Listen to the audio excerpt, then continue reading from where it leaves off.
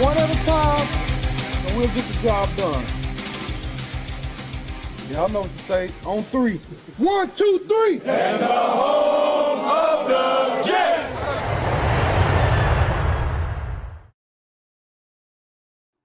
Mr. Primetime. Cheers to baseball season. Baseball season is here. Teams are decimated by injuries, which is always a good time. Only thing I got to look forward to. Yeah, I mean, the old basketball playoffs are around the corner, too. Well, you got to get Brunson back, but There's that. I mean, it's just what's up, everybody? Thank you for joining us. Before we get started, exactly what I want to talk about. If you ordered a shirt, I mailed them out on Saturday. So if you didn't get them today, you should get them tomorrow. Appreciate all the support. I've been mailing as fast as I can, and it's. I didn't get mine today. So, well, what kind of material is it? Do I get a large? Why do you get a medium? I'm like, you're the only one that had that problem. I just wanted to make sure because if it runs a little bit smaller, I usually go with the large. If it runs big, I go medium. So I just wanted to double check as far as the fabric, the material. Same fabric every year. Just wanted to make sure before I officially placed my order. So thank you, Armand, for your support. Hope you like the shirts. But, I have an interesting observation today as I browse through social media because some channels like to spam endlessly their upcoming show, which is the interesting marketing ploy. I mean, we don't really market at all. We just kind of go with, like if you like us, come join us. You find us great. If you don't, but some like to just spam endlessly every tweet all day long promoting their show, a show to be named. I'm not gonna say the name of it, but now interesting to me is they decided to tag us in tweets as the show is the same time as ours. So would you like to, please come join our show when they're at the exact same time as us? Wait, they actually tagged us? Yes. They were tagging us in tweets saying, please feel free to join us a Monday night at 8 o'clock. Fascinating. I mean, that's one way to promote, I guess. Yeah, it's just, Crazy world out there, man. That's why I stay away from Twitter nowadays. It's just, I was like, and I love those guys. They they've been awesome helping me support my fundraiser and everything. I appreciate it. But I was like, man, just kind of understand what you're doing here. At least be just a little bit aware of how you're trying to market when you're actually tagging us at the same time we're working. I mean, come on, man. What are we doing here? Yeah, that's just another level. I mean, I click on all the Adam Schefter tweets and everybody else, and literally the first tweet that pops up is, "Hey, come join us at 8 o'clock." I'm like, geez, it's one way to do it, though. I mean, that's one way to get impressions. One way to, yeah. So this is really the time of year. You're about a month away from the draft where it's a lot of rumors. Now you're talking, oh my God, the Jets are visiting with this guy, visiting with that guy. I think the one thing that we've learned so far is nobody knows anything the Jets are doing because nobody predicted any one of their free agent moves at all, including Tim Patrick. Nobody got anything right. They're leaking absolutely nothing. So I honestly don't believe any draft rumor at all right now. Well, that's because nobody knows half the names that the Jets signed anyway. Come on, man. We got 5 diamonds in the rough. Yeah, I mean, listen, if you shove your special teams coach during a playoff game, Jets have a place for you. If you quit on your team and get suspended for the season, Jets have a home for you. We welcome everybody here. New era, new culture. Doesn't matter your past history, character issues. Doesn't matter. Jets have a place for you. Let's go. We're resurrecting careers. That's what we do. Diamonds in the rough. That's what we do. That's right. I'm excited about it.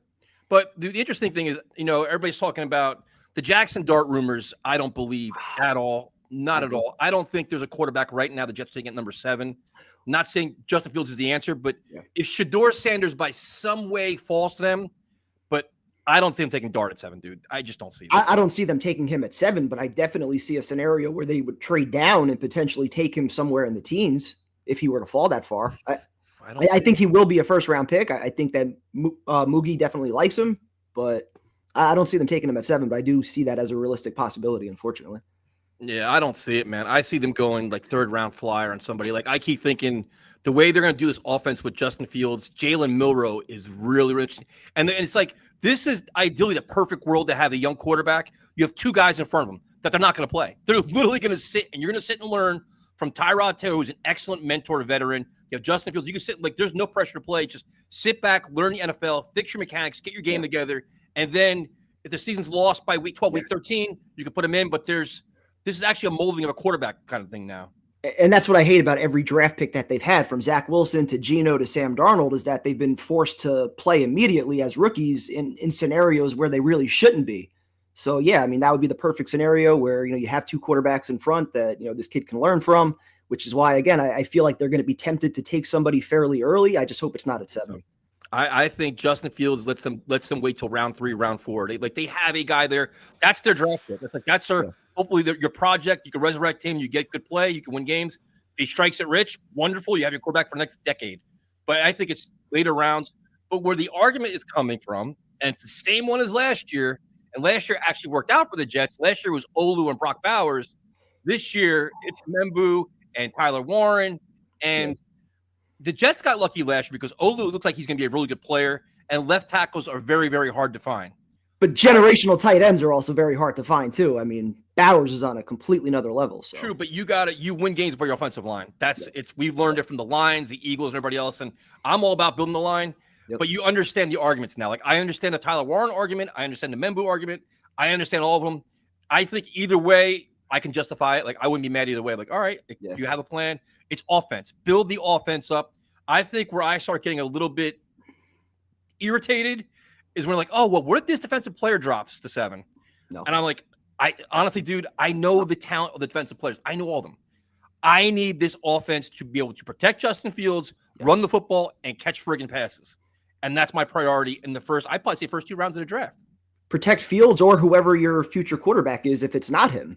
And exactly so, you have AVT and you have Simpson on the last year of their contracts. I still think AVT is going to be part of their future as long as he's healthy. So you'd essentially have at least 4/5 of your offensive line secure for the next couple of years, all young. They could all grow together, build together. Ideally, that would be a perfect scenario. You look at the late 90s through the 2000s teams, they were built in the trenches on the offensive line. And that's why every single year we kind of expected playoffs as long as the quarterback was healthy, which it always wasn't usually. But yeah, I mean, you build through the trenches. So yeah, if you could have 4/5 of your offensive line, young, healthy, growing together and learning together, that would be great. But I also love Tyler Warren, somebody that also helps you in the blocking game, good receiver, gives you a little bit of everything, gives you a little attitude as well. So I wouldn't be disappointed either way. Now, if you're looking to maximize your resources and get the most bang for your buck out of this draft, you can make an argument the Jets should move AVT to right tackle. Then you draft Tyler Warren.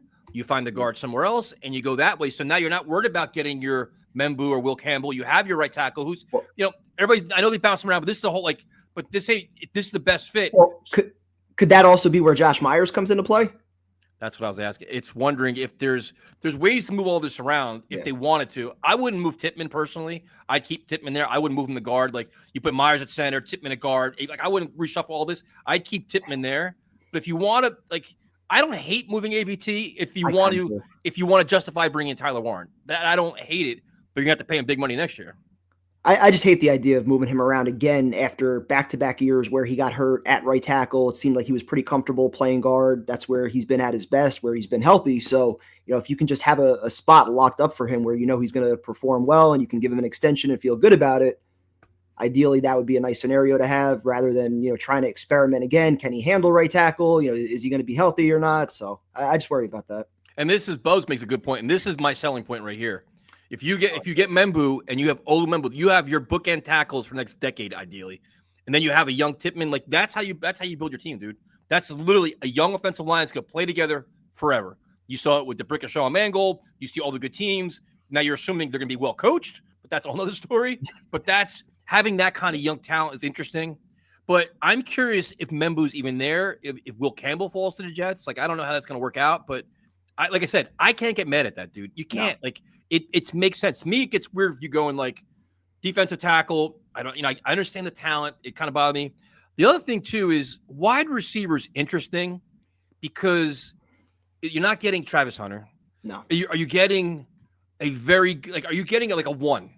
in Ted McMillan? Like, is he a legitimate like 1A to Garrett Wilson, or are you reaching a little bit for him? Is it like? I think they would complement each other very well, though.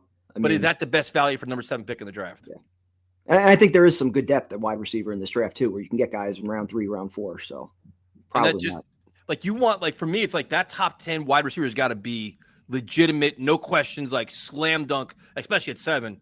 If you're like, all right, you're, kind of like, to me, it's like Tyler Warren's ahead of that. Like, I'd rather have Tyler Warren, I'd rather have Membu. Then it's like, and then ideally, if you wanted to trade back, I'd get that. But the only way you trade back is if that defensive player falls or Shador falls. But I don't think either one of those are going to happen. Could see that. But yeah, especially now after losing Conklin, I mean, tight end becomes so much more of a need. Yeah, and I mean, you can't blame Conklin, dude. You'd rather play for Harbaugh and friggin' Justin Herbert. I mean, and he went cheap, too. So you got Armand's top 5 players. Membu, Tyler Warren, Matthew Golden, receiver, Shador Sanders, Ted McMillan. So Armand has Matthew Golden ahead of Ted McMillan, going with the speedster. I don't know why. I want nothing to do with Shador Sanders. Even if he's there at 7, I wouldn't take him. Yeah, to me, that would just be a great opportunity to trade down for somebody that would want to move up for him. He's got Giants written all over him. The Giants are so screwed right now. And we were talking about this before. Like, this is why you fired Dable and Shane last year, because they're trying to make moves to save their jobs. And now Aaron Rodgers isn't going to go there. He's going to go to Steelers. And then you have what? Your Jameis Winston. You have what's his face? The kid, who's the freaking kid? Vito? Yeah, him. And then now he's going to get Shador Sanders. Like, what are you going to do? Like, they're desperate now. I mean, Jameis Winston's fun. Like, he's going to be exciting. Like, him and Neighbors being really interesting. But you're not going to win 10 games with him. No, definitely not. Not a bad contract, though. I mean, 2 years, $8 million. That's but you're in a year like this when you're swinging big for Matthew Stafford and Aaron Rodgers, you end up with Jameis Winston and hoping you could draft a guy. Swinging big for Aaron Rodgers? I thought he was cooked. Well, they swung big for him. They're offering big time money for him. It's crazy. All these teams interested in him. All these teams. Wild. Yeah, what the Vikings say to him? No, we're good. We'd rather have a rookie over you. Well, they said we talk later. We talk later because we're kind of busy right now. We're about or maybe he just expressed that he would rather go to the Steelers. Right. Somebody that wins every year. Yeah, right. So we'll see what happens there. So obviously the draft's really interesting, but you look at it, the way they approach free agency, you mentioned it, is really interesting because I have concerns. Like I think they made signings, a lot of guys that I didn't really know that well, guys that they're young, hungry, on the upside of the career. That's speed, physical ability, all that stuff. Not a lot of proven assets, which is great. But there's like legitimate holes, dude. Yeah. Like the wide receiver position is like Alan Lazard's still here, which is mind blowing to me. I don't understand that at all. You could say that they have more holes right now than when free agency started. Could be. I mean, they lost DJ Reed, Conklin. They lost a lot of players, man. But a lot of guys are making a lot of money. Like there's a lot of guys didn't want to stay here, and rightfully so. Like, would you rather go to? I mean, would you rather go to Chargers? Yes. Rather go to the Rams? Yes. Like Lions? Like, but that's part of the problem, though, that guys don't want to come here. And now you also wonder if the guys that you currently have that are young actually want to stay here, and what's it going to cost to get them to stay here? Well, you think about it. If you haven't made the playoffs for 14 years in a row, you're not marketable. You have a whole new coach. You have no idea what you're getting yourself into with this team. Like, what's the defense? What's the offense? What's Justin Fields going to be? So if I have a choice of that, like the one guy was trying to troll me on YouTube or on the comments, and I was like, bro, you're exposing yourself. If you're a Detroit Lion player, you may love Aaron Glenn. You also love winning. Do I want to play for the Lions, one of the best teams in the NFC, or move myself to the Jets and rebuild? Money's equal. I'm staying with the Lions. Money's a little bit. It's like where you want to win. It's not loyalty to the coach. It's a loyalty to money and winning. The Jets right now can't offer that, so I don't blame them. Like that's what you do. And probably the biggest thing I don't understand is if we're acknowledging that this is a rebuild, which I think we could all safely say at this point based on the signings that it is. Why do you have Aaron Rodgers making $35 million next year? CJ Mosley making like $8 million next year. After him, he can check me on the cap numbers. But why designate these guys as post June 1st cuts instead of just absorbing it this year, getting it out of the way, and then starting fresh next year? Like why deal with the cap implications next season when you know you're not going for it this year? At best, we're talking about what, maybe a 7, 8, 9 win team if miracles happen. I think they're going to try to have more money to make moves this year. And then next year that hits big, but the salary cap's going to go up again, so you offset a little bit more. I think they're trying to maximize their cap space. I get what you're saying. Like you can make an argument, dude. Like endure it this year. You're not spending big anyway, unless they surprise us after the draft, getting somebody. There's some big names still out there, but which I don't I'd think rather absorb it this year, let young guys over it. play, be a destination for undrafted free agents to want to come play, knowing that there's some opportunities, rather than bringing guys that we just talked about before, have questionable character, have done some shady things. Like, why put that on Aaron Glenn his first year? Like, let him work with some young guys, see what he could get out of them, prove that, guys want to play for him and he's coachable and all those things. Like, it's just a weird kind of vibe right now for free agency for a new regime. You want to get behind it, but it's I'm not right like, now. I don't like the one thing I don't understand, and I'm not being negative or like I'm trying to understand what they're doing, but to me it's like a lot of the wide receivers that were signed late in free agency aren't making big money. No. Tight ends out there, like Conklin was not going to stay here. I mean, the chance to play with Herbert, obviously you're going to do that. West Coast, all that stuff, I get it, but there was guys out there that right now your tight end group is what? Jeremy Ruckert, and you lost your Boa too. Yeah, but I mean, it was like Stone Smart, whatever his name is, but like you have guys, but like I want like Justin Fields to be the best chance possible to make plays. So now this approach, while you can call it bargain basement, whatever it is that you're putting so much pressure on this draft class to contribute pretty quickly. Like you're not going to, like, your first 3 picks have to be starters. That's the way I look at it. Like they have to be legitimate contributors. And that's saying a lot because a lot of draft picks or rookies, because the Jets draft poorly, don't contribute because they're not prepared, they're not good, whatever else, or they're poorly coached. You're putting such a premium on coaching right now. Like the Jets, they said, like they're going to be underdogs. So it's going to be like, you got to be technical, like fundamentals, physical, and discipline. And that'll keep you in games because you're going to be lacking a talent. And it's not like your coaching staff is proven either. I mean, it's all first-time guys across the board, including your GM, who's going to be drafting, who we're hoping are going to be starters in the first 3 rounds, like you said. So, like, there are just so many questions right now. But they've got to be legitimate. You look at, like, I don't understand the Alan Lazard thing at all. I don't like the one guy was saying, well, oh, it's like look at his contract, look at his drop passes, look at his ability. He's not a consistent contributor. No. So that's your number 2, because after that, it's nobody. You have no idea what Corley is and Gibson. So then tight end group, Tyler Johnson.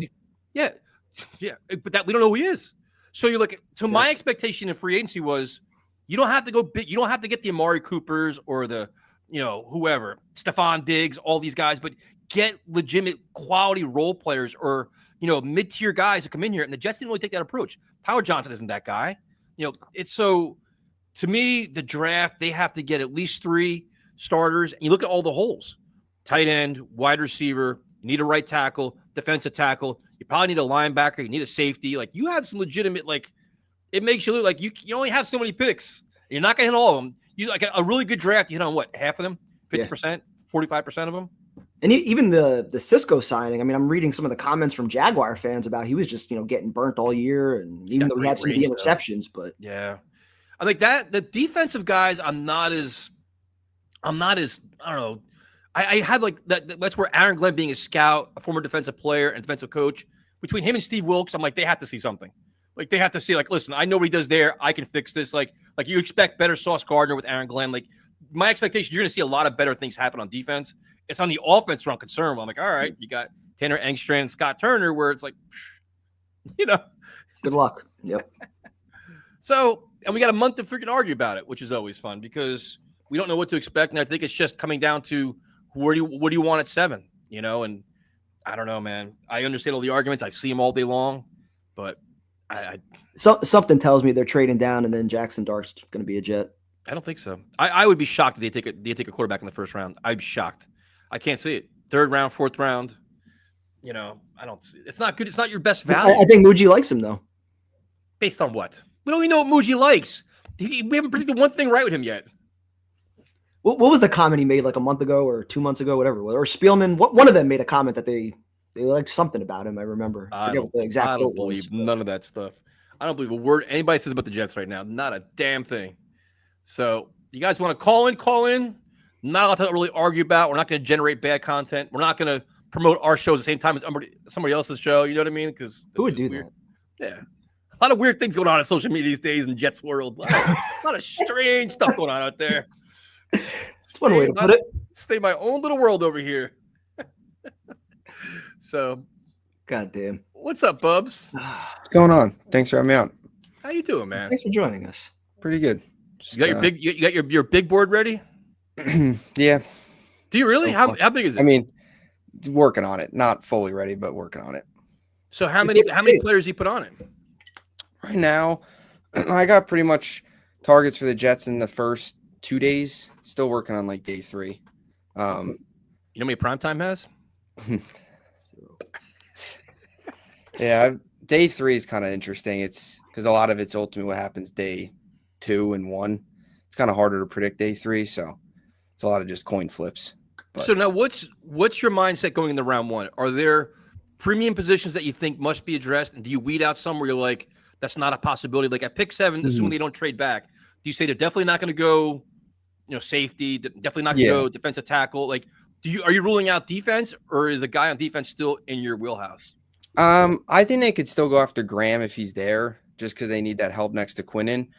But like Dual Carter, he's not happening. Like he's going to get probably taken maybe by Cleveland number 2. Yep.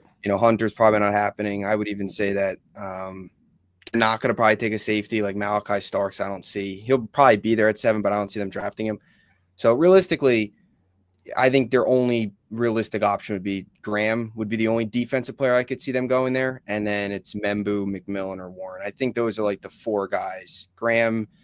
Honestly, Graham would probably be 4. I think it's probably, if I had to make a prediction, it'd probably be like Membu, Warren, McMillan, Graham, like in the likelihood that they take them. And then 42, you go after maybe. Well, hold on. We'll start there.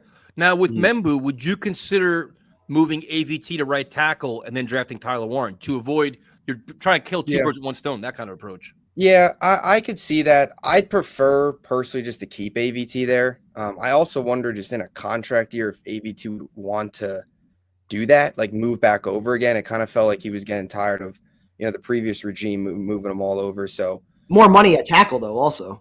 Yeah, that is true. You could do it. 100%. Yeah. You do make a good point there. I haven't, really thought of that. That's a good point. I think obviously they also brought in Josh Myers too, which was like you guys mentioned, I know just a couple minutes ago, kind of adds an interesting because he played some guard in college and high school, didn't play obviously at all so far in the NFL, but has the connection with Fields and stuff. Maybe they slide him over. And then like you said, AVT or whatever. I'd prefer just to go Membu and then keep AVT there. And then Myers is like depth. And then, Simpson obviously, and, Olu on the left side. And it's a deep tight end class. So while you're not going to get Warren in the second round. But what you say that, well, hold on. There's one thing first of all, thank you, Ryan. If the opportunity presents itself to trade back, what range are you comfortable with and what would be your cutoff? Yeah, it's like, I just don't know how many teams are going to want to trade up. There's not like that desperation move to get a quarterback. Unless if Shadur would default to like 7, does maybe New Orleans move up just to make sure that, I don't know, let's say Pittsburgh doesn't get, last year, like when Minnesota traded up 1 spot just to make sure they got McCarthy. Like I could maybe see a world, and let's just say Pittsburgh doesn't get Rodgers. And let's say they want to go all in for Shadur if the Giants don't take him or whatever. He falls because now all of a sudden we're hearing he might fall, which I think is a lot of smoke. But maybe then you get a team like New Orleans want to trading up 2 spots just to get him. But there's really not that like quarterback or that prospect that I don't think many teams are going to really, really want to trade up with. I mean, unless if Indy loves like Tyler Warren, but I don't think the Jets are going to move back to 15 so then they could take Warren. I would be on board with trading back. I just don't know how many teams like there. To me, there's not that one prospect that a team's going to want to move up. Maybe like Gentry if Dallas wants to move up, if he falls past Vegas to get a running back. But how far back would you be comfortable going? Like 15, 14? Yeah, 15, 14. I wouldn't move back to like the 20s. I'd move 15, 14 would be about my limit. I think Indy's at 15, so that'd probably be it. Do you see any scenario at all where the Jets could possibly move up? Like if Warren and Membu are your top 2 guys and you don't think they're going to fall to 7? I don't think so. Yeah, I think the only way they would have moved up is if they were going to put all their chips in the middle for Ward or something like that. But I honestly think there's a decent chance, and I know he's rising, but I think there's a decent chance Membu falls. Because let's say Graham falls to 7, not like behind the Jets. Because let's say the first 3 picks are Ward, Carter, Shadur. No particular order, but those are the first 3. Yep. Let's say New England maybe goes McMillan and then Hunter. Yeah, or Hunter. Let's say Jacksonville goes Graham. That feels like that could be an option. And then I don't see why Gentry would go past Vegas. They need a running back. And that's where Membu could potentially be there. Warren as well. Now, well, first of all, Thank you very much, Jay Quest. Let's find the O-line in later rounds like other teams do. Love the show. I think the problem that we've had is we've had so many bad general managers. We don't understand how that works because we're used to getting bad players. But the question I have for you is you mentioned that so it's a deep tight end class, which a lot of people have said, like tight ends, defensive tackles, a very deep class. But what's the drop-off from Warren, Loveland to everybody else? Yeah, I think like Fanning Jr., for example, I think he's probably the best receiver you're going to get in this draft from a tight end perspective.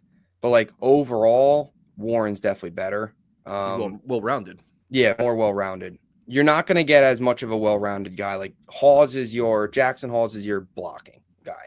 Just your blocker. You want a guy that's going to run over people. He's more day 3 though. I wouldn't just come away with Halls. That wouldn't be the right move because you need more of a pass catcher. Gunnar Helm, Mason Taylor, those guys have, pass receiving upside. Terrence Ferguson, they actually had a visit with him, or one of them was at Oregon's Pro Day, I think. Yeah. He's another guy with receiving upside. You're not going to get as much well-rounded. You're going to get more receiver upsides and then. Okay. But what's the Jets need? Do you need well-rounded, or do you need a legitimate pass catching threat because your wide receiver group is so poor? Yeah, that's kind of the question, though, right? It seems like they might also be a run first team though. So you have no pass catchers, dude. You could be a run first team. There's nobody. If you're not scared of any kind of passing game, you got to give them something to throw to. Yeah, you make a good point because I think that's depending on what they do at 7. Like, how much do they value the receiving aspect from tight end? If they want to go, do they value more, let's say, taking McMillan in the first round? And then, I don't know, like I like Ozzie Trapilo a lot from Boston College, but then again, previous regimes don't love the idea of taking a tackle round 2 and him working out because Douglas fell flat all the time. But let's be honest, like this regime, they've got to be able to find these offensive players in the middle rounds. Like they have to, you can't have, you're not going to have 4 first-round picks to fill tight end, receiver, tackle, whatever else. So wouldn't that put a premium on your first 3 picks instead of saying, if your premium assets you've got to use on offense? So to me, it's like if you go, just say you go Membu at 7, to me, like you have to go wide receiver, tight end in round 2. You have no choice. Like that's like, and I'd even try to trade up if I had to. Like, right? You have like it's so like almost like a desperate situation where you don't like your cupboard is bare in terms of pass catchers. Yeah, you go Membu. 42, you go like Alec Manor out of Stanford or Jack Besh or Jaden Higgins is another one. Not crazy athletic, but a good route runner and's got size. And then that's the 3rd pick, round 3, maybe junior, somebody like that. And you knock out, 3 needs on offense, day 2. And then day 3, you go defensive line, safety. There's a couple good safeties, actually. I think that might fall day 3. So, and then you kind of knock out those needs late. Now, there's so many holes, dude. It's wild. Like this, because it's exciting, but it's gonna be interesting to see how they handle it. It's interesting. I mean, I like Andrew Makuba and Jonas Sanker from Virginia, and this Makuba's from Texas. I like those 2 guys, and they're probably day 3 picks. What's up with Buzz Internet tonight? What's going on over there? Did he not pay his bills? It's frozen. What's going on here? Look at that's how I feel going into the draft. That's how I feel right there. What is going on, Bubs? He's frozen. Now you better. Do I have you now? You're good now. There we go. Sorry about that. What's going on here, man? You're a content creator. We can't be having these problems. We're a live show right here. Yeah, I think my internet might have cut out. I think I'm back now. No, but now there's a lot of holes. Now, in terms of free agency or guys that are actually on the roster, what do you do with Quincy Williams, who is outplayed his contract, has been an all-pro, great energy guy, great leader, brings a lot to the table. You just paid Sherwood big money. Where the Jets are currently at, can you afford to pay big money to another linebacker when you got to allocate it to Garrett Wilson, Sauce Gardner, maybe Jermaine Johnson, possibly Breece Hall, maybe AVT next year? Like, what do you do? Yeah, I think probably he'll just roll out in his contract now. Like, I don't think they're going to extend him. Would you trade him? Trade him? Yep. No, I wouldn't. Seriously? There are conversations here. We're talking about all the holes that the Jets have right now. Hey, let's create another one. If you know you can't keep him, if you're not going to give him, you can't give him $15 million a year. You can't have 2 linebackers making that much. If you know you can't keep him, he's a valuable asset. All right, so you might as well just trade Quinnen Williams also. That's not the point. But you're going this. How do you think he's going to feel about that? listen, hold His on. brother outplays his contract, and I so don't you give a trade him fuck away about his because of brother. it. How do you think he's going to feel about it? Here's He already here's feels how- like he's going through another rebuild. You got to take the emotion out of it. Come on, dude. Here's the deal. Come on. No. The Jets, No. in terms of the years past, you can't be reactive. You got to be proactive. You got to have foresight what's going to happen. If you know Quincy Williams is going to walk next year, Think about what we're saying. The guy not- outplayed his contract, so let's trade him. and you're going to give him, what, $15 million a year? You're paying Quincy Williams this He's a year? talented young player. That's what we need. He's going to be 30 years old. He can't play another 3 years? I'm just asking, so you're going to give him how much Contract to money? Sherwood. Why Are you not? going to match Sherwood's contract, give Quincy Williams that money? Why not? You'd be the only team in the NFL that has 2 linebackers making that much money. Well, then they shouldn't have paid Sherwood then. I'd rather Quincy. What? Yeah. You'd rather have Quincy Williams over Sherwood. His best season as a Jet, I think, was better than Sherwood's, in my opinion. Sherwood's on the incline. He's a rising talent. What do you think, Bubs? Settle our dispute. I mean, I think they'll probably just roll with Quincy this year. I mean, unless if he really wants a contract and like he'd hold out, but I don't think that He's happens. making what, $6 million this year? How much is he making? Yeah. I would hold out. if Like, I yeah, were it was him. 3 Yeah, for it was a 18. 3-year, $21 million contract, whatever it was. Yeah, something like that. I mean, and then but yeah, that would, because then what? You trade Quincy, and then you're probably gonna need linebacker this draft, for next year maybe, or whatever. You cross that bridge next season, because what, Zaire, Barnes, like those guys. But I mean, it's pretty gonna be a conversation that has to be had because Quincy's outplayed his contract. He wants more money. He said, "I'm gonna hold out. I'm not gonna be here." All right, you're not gonna be here next year anyway. They're not gonna pay him. So And then it's the what it Garrett is, and man. I hate it here. Hey man, but this is the tough decisions you have to make. You've got to be. You can't wait. You can't do what Joe Douglas did. We let everybody play out their contract, then they walk, and you don't get jack shit for it. That's how you get in trouble. But you're acknowledging you're going to lose Quinn and Williams also. I'm not acknowledging that. You're saying that because you think because they're brothers are not going to play in different teams. I don't think he's going to give a shit. He's making big money here. He already feels like he's part of another rebuild. Now they're going to trade his brother after he outplayed his contract, and he's just going to sit back and be like, oh yeah, come on. I'm not worried about it. Can't worry about that kind of stuff. It's a business. and two, you factor in. I just saw in the chat, factor in AVT. It's another one depending on how this year goes. I would have. I mean, and the Sauce and Garrett contracts are only going to go up. Well, It'll be they interesting kind of to see the Sauce. problem the Jets have is they kind of you have a whole new regime in here, but they're kind of blowing it with Sauce because the longer they waited, now everybody's gotten their Gonna go up. contracts. Now his price keeps going up. Stingley. Garrett Yeah. Wilson doesn't really change that much for me because he's No. still. But Sauce is the one I think they're probably paying more. But I'd try to get one of them done this year, at least one of them. Yeah, I still think it'll be. I still think they'll get Garrett done at some point, and then make him happy, keep him here, and then see what they can see how much Glenn can get out of Sauce next year, coming off of a down year for his standards. But yeah, the Sauce is only going to go up, and it's only going to go up next year if he has another big year. Don't you have to see the level of buy-in though with the new regime before you give these guys $100 million plus contract? Yeah, from the players. Yeah, like Garrett Wilson, Yeah. Sauce, just making sure they're buying into the culture that Glenn and Muji are trying to establish here before you give them that kind of money. Yeah, well, that's what I think. That's what I think they'll probably do with Sauce. Definitely is he's coming off of a year where he struggled, was a little bit humbled. Now let's see what he can do with Glenn, who should be able to get the most out of him. If he can't, and I don't know what to tell you. I mean, he's got to be able to ball hawk a little bit better. Like he's got to be able to get some more interceptions. So. And Garrett- not just Sauce, but I mean Garrett Wilson also. I mean, if Yeah. Fields is putting up the passing numbers that he did with the Steelers, that's going to be a problem for Garrett Wilson. It is. Yeah, it is. I think the biggest thing with Garrett would to try and just lock him up so you don't have like a whole trade request situation. Like if you make him happy, lock him up. More so than like Sauce, where he's coming off of a year where he struggled a little bit more.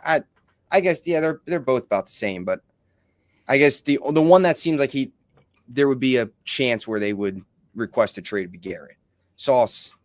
So if he was to request a trade, when do you think he does it? After the draft or before it? After. Yep. I don't know. If he would have requested a trade, I feel like it would have happened already. Yeah, But- I mean, it could be, but I think, it probably hasn't come public yet. If they get like no other wide receivers and it's just him, and he's like, I'm gonna get double teamed every play, maybe. Well, then he's got leverage too. Then why do you push out Devontae? I can't. You gotta let it go, dude. Devontae Adams is a Ram now. Yeah, he would have leverage then because he's the only wide receiver on this team. See, so in Primetime's world, he'd give Quincy Williams $20 million a year. He paid Devontae Adams $39 million a year, and be like, bro, they didn't sign nobody. I would have went for another year. Yes. Yeah, but that's just there's no reason to. They're not a win now team. But the thing is, like, if you're Garrett, if you don't request a trade now and they don't draft a wide receiver in the first 2 rounds to get some like mid-tier guy, he's got all the leverage then. Like, you know what? I won't be traded because you have nobody else here. Yeah. And the Jets are screwed because then it's like you can't replace him in the draft. The draft already passed by. Then it's you can't like do it in free agency. Isn't that what he wanted? To be the guy to get all the targets? Wasn't that what we were complaining about weeks now ago? He wants to get paid. He wasn't getting enough targets. Well, now he's going to get all of them because we don't have any. He also wants to get paid. Can't do it. I can't do it. no, he's going to want the targets, but just, I mean, he's got to have some help. You got to have somebody taking some of the attention off of him. He's going to get double. Hard, Corley, Tyler Johnson. Mm-hmm. Yeah, Primetime is way too emotional. You're just irrational right now. You're just, I mean, like Mike McCagnon right now. No wonder you like Mike McCagnon so much. You're acting like him now. Corley, yeah, I mean, if you're without Gary, you have what? Corley, Tyler Johnson, your 3rd round pick or your day 3 pick, and then what? Lazard? Is he still on the roster? That still confuses me. So now, what's your level of confidence if they go Tyler Warren at 7, finding a right tackle later in the draft? Would you have to go in round 2, or is there like prospect you'd see later on? Like, how would you handle that? I think Trapilo has a chance. Like even kid out of Oregon, Johnny Cornelius plays right tackle. I prefer just getting a right tackle as opposed to somebody that's got to go left, switch to right. Yeah, me too. They got Okora for. But if you're talking about somebody like, I think you could get somebody at 73, and then like 2nd or 42 go receiver. If what you said, take Warren 1st round. Yep. Yeah, something like that. I'd take one on day 2. I wouldn't risk day 3. That's too questionable. Okay. So how's your channel going, man? How are things going with you? Doing good? It's going good. Yeah, just only about a month out from the draft. Hoping some more free agency moves happen. Like, hope they make a couple more moves. Maybe. Like who? I'd like to see them pick up like another veteran tight end, maybe. Like who? Somebody. Who is it though? I think like Mo Alley Cox is available. A couple other names. Just some. I mean, it's Stone Smart and Jeremy Ruckert. Bro, that's why, but I knew they were going to be screwed there. I'm going to be Stone Smart this year. Because Juwan Johnson knew wasn't going to come here. Tyler Conklin wasn't coming back. So it's like, after that, it was like it's kind of slim pickings. Wide receivers where I was surprised by the wide receiver. Yeah, I was surprised they didn't even go after like Palmer. They had Rondell Moore in for a visit, and then he signed with Minnesota like the day after. Shocker. I wanted him. I would have taken Moore. Me too.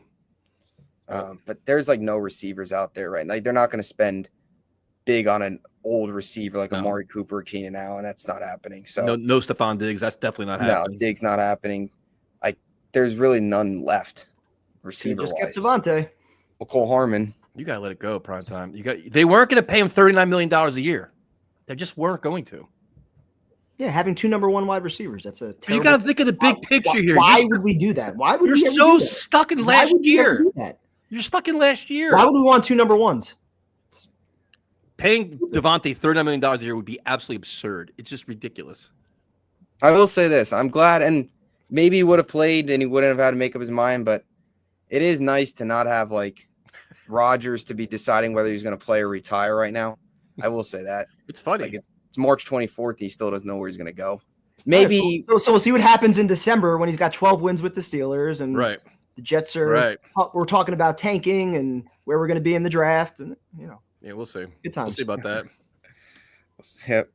Bubs, have a good night, man. Good talking to you. Yep. You two guys have a good one. Later. You too, man. All right. Bubs, with some internet problems, we have a new Panos. What's up, man? What's going on, guys? How are you? What's going on? I'm good. How you doing? Good. I've been watching you guys for a while, since like Tyrone, I think, was a caller. A long time. That's a long fucking time. I'm an OG, but I never called in. I finally had some time, so I was like, you know what? Why don't I call in? You guys are on, so I want to talk a little. Talk a little Jets.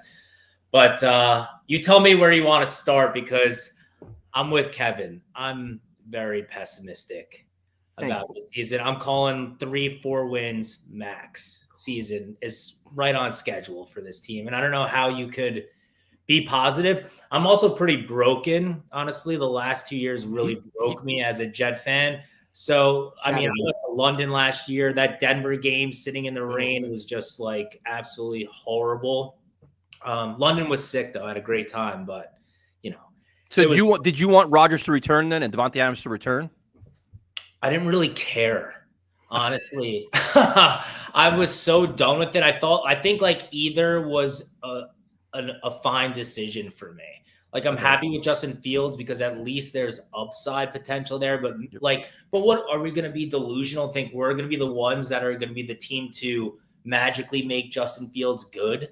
Like when have we ever done something? That's the reason why we've had so much bad luck for so long. We're due. We have to be. That's how I think too. We've got to be. That's what I thought about Rodgers. I'm like, we're due. We have to be good. I mean, I would have been fine keeping Rodgers. Like, I don't care about the salary cap stuff. I would have been fine if we went for one more year, but I totally get moving on because what's the point, man? Right? Like, we have to start over, I guess. Did you like the Glenn hire or no? Yeah, I mean, the thing is, I'm just like, you have to prove it to me at this point, right? That's not what you wanted initially, right? Coming into the offseason, a first-time head coach. Well, I mean, I know we can't look back on the past, but like the move would have been if you were going to fire Saul after 5 games or whatever, you should have fired him before the season, locked in Vrabel, and then we would have been off and running. And then we had to, settle. I like Glenn because he was a Jet. That's really the only reason why. Outside of that, like, what do we know about him? And then we just did everything the complete opposite, kind of like what we wanted. We're starting completely fresh, like first year GM, first year head coach, just the same thing again. But I mean, what were the options? This is a terrible off season from a head coaching perspective. Like, what options did we really have? I think getting Glenn was probably one of the better hires. I'm going to give him the benefit of the doubt, but am I going to be surprised if we're firing him in 3 years? No, honestly. It's fair. Like it's because this is all we know. It's all we know, exactly. But so like, what do you think about free agency where they didn't really, other than Justin Fields, no big splash moves? They're kind of like weeding out contracts, bringing in young guys with some upside potential, like nothing crazy right now. I think it's the right move. I think it's unfortunate, but we're back to rebuild again, right? Like it is what it is. I mean, I think they're making the right moves. It's better to do it now than later. So like if we were going to continue on the trajectory we were on, then I would have wanted to keep Rodgers and just go for it for another year because I want to win. I'm sick of losing. I would love to be completely wrong and the Jets go 9-7 or something at the very least this coming season. But like I said, I'm just completely broken from last year. Okay, so you're broken, which we all are, some more than others, prime time. But the thing is, if you're looking at, the Jets were horribly coached, probably one of the worst coached team in football. So if they're half coached better, that's already an upgrade. But you also have an offensive line that is 4/5 there. If you add a piece, say you add Membu there, you got 5 guys that are young, with a mobile quarterback and a running game, 2 running backs you can trust on. Like you can almost see a blueprint for how the offense could work, where it's going to be physical, nasty, ground and pound, which will make you competitive. If you have a solid defense that should be well coached with Steve Wilkes and Aaron Glenn, they can be competitive. I'm not saying winning 10, 12 games, but you should see better effort, better physicality, better discipline. Like all this should be expectations for this team, which should be fun to watch, especially if these are all young. Like it's such a young team where it's like, I can embrace young. I'd rather win and lose young than win and lose old, where you're like, all right, well, this one more year we got to rebuild. Like now everybody's learning. You're going to figure out what you truly have here, and it could be exciting, it could be tough, but I think a lot of it comes down to coaching, man. It really does, because there's so many impressionable players here now that are just trying to find their way. I completely agree with you. I like the positivity. I want that to happen, but easy. It's a mindset, my friend. I don't want it to happen, and then we enter the world of trying to be realistic, and we say, "Look where this roster is right now." It's not the same roster as last year. I would have loved to have seen Glenn have the opportunity to coach the team last year. Right. You have to get a weapon at 7, right? I think I mean, I don't think you can take Membu. I think that's probably a good pick and the right pick.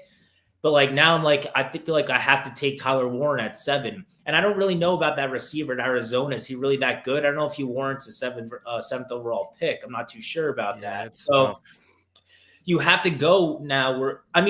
For them to have a good season, they have to absolutely nail this draft. Like the first 3 picks 100%. Have to all be starters and contribute, basically, for us to have a decent season. I agree.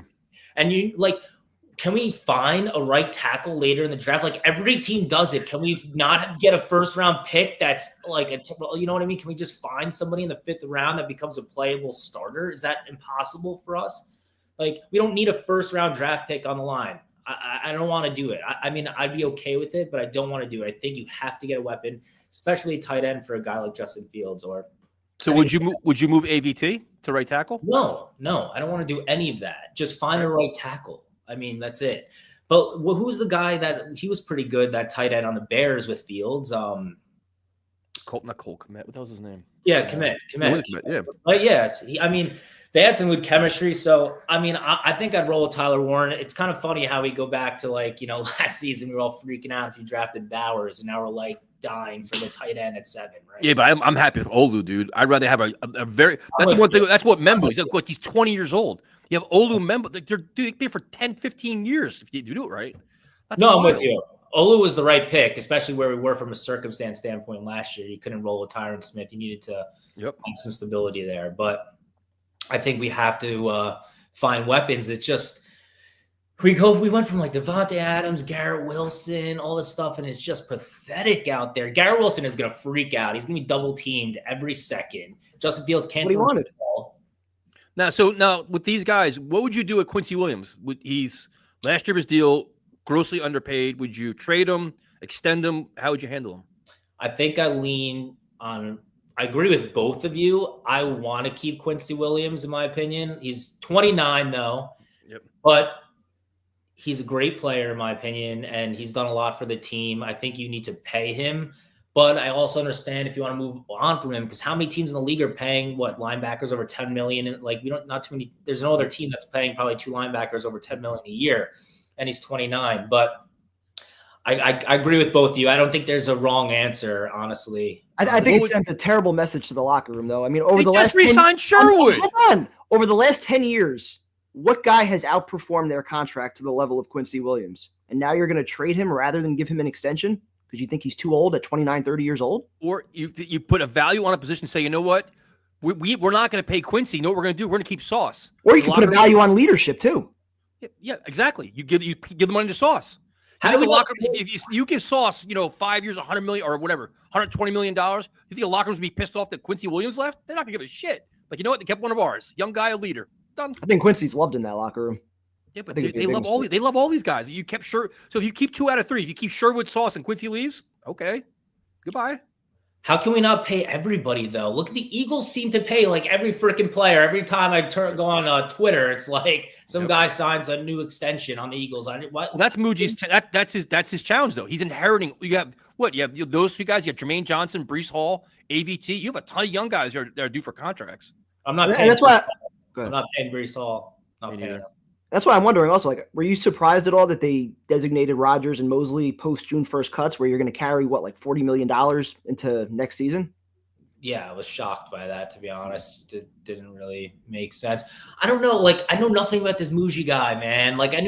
We know nothing about any of these GMs. It's just all bullshit every time. It's like, what do we actually You got to trust the process, man. No, how can I trust the process? We have no other choice. I don't know if you guys are as old as me, but maybe around the same age. I'm 34. Like, it's freaking horrible. Like last year, it's horrible, but you have to earn that trust, Tyson. We established it. Shit, we understand. And then you say, well, they've got to win games. It's fucking March. And the free agent moves, they've inspired confidence in you so far? No, it's March. Let's get through the draft. Let's see what happens at the free agency. Let's see what the roster is in August. The one thing I will say is when they hired Muji, we're like, man, I wish they had more experience in the front office. They get Spielman. That made me feel better.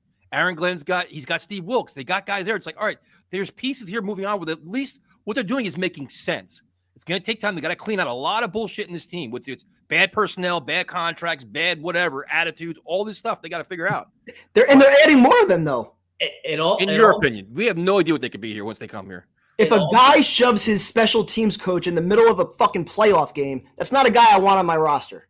So you want guy quits on his team and gets suspended for the full season. That's not a guy I'm adding to my roster. You want 22 Angels on your team. I'd rather have young guys that are coachable instead of guys that already have. You'd never have Brian Cox on your team. I tell you that much. You wouldn't have Brian Cox on your team based on what you're saying. Yeah, but who was coaching him? Bill Parcells. With Aaron Glenn, disciplinary guy. Not a first-time head coach. Not a first-time head coach. You don't. Aaron Glenn could be a tough ass though. How do you know? I just want to say, like, what you're saying, Tyson, it all makes sense, and I want to believe it. But but I'm with Kevin. This is just like what we do every year. We talk ourselves into this delusion that we're going to be like good, and we like get all hyped up because you can't help yourself. You're a Jets fan. You want to be positive, and we try to come up with all this reasoning of why we're going to be good or something's going to change, but it doesn't. So I can't do it anymore. I can't do it. But no, see, and listen, I get there's people that I know that are constantly talking to me about negativity. This won't work. That won't work. This won't work. No, I hear it. I'm like, that's to me, it's boring. To me, it's like, you know what? I'm going to go the opposite way. I'm going to have a series of expectations. What I think this should be how it works out. And if it doesn't, when you start seeing red flags, like we saw at Salah year one, like right now we have an expectation for Aaron Glenn, disciplinarian, very smart, all these different things we expect, right? If we don't see it early on, like, all right, you're not as advertised. Like we saw through Salah, dude. We saw early on that he wasn't the guy he said he was, right? Prime time, we like, dude, this guy, like, you already, but we gave him all these little, it's early. You always said it best. Used car salesman. That's what he was. Exactly what it was. Yeah, he wasn't animated at all with us. Like he wasn't a good coach. He didn't know what the hell he was doing. So it's like, all right, now we've learned diligently what a bad coach looks like. We know right off the bat what it looks like. So now we get you clean slate. Aaron Glenn's got a much better reputation, much better resume. He has resources like Bill Parcells to use as a reference. Okay, let's see what you bring to the table. So I'm open-minded. Like, maybe it's going to finally work because he has a blueprint. Maybe it doesn't. But I'd rather go in positive and find weaknesses as they play out than going in defeated. Like, yep, it's just not going to work. I just can't do it, man. It's just no. Let me rephrase what I'm saying. I'm with you. I'm positive. Like, I'm always positive. I just need.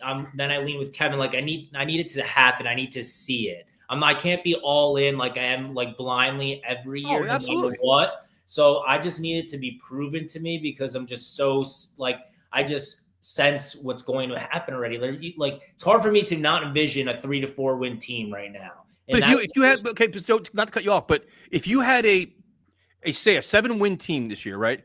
But they competed their ass off. They were physical, ground and pound. They were tenacious. They were just lacking a little bit of talent. But the team you can be proud of. Like they were an underdog team that competed week in and week out, and you're getting your best effort.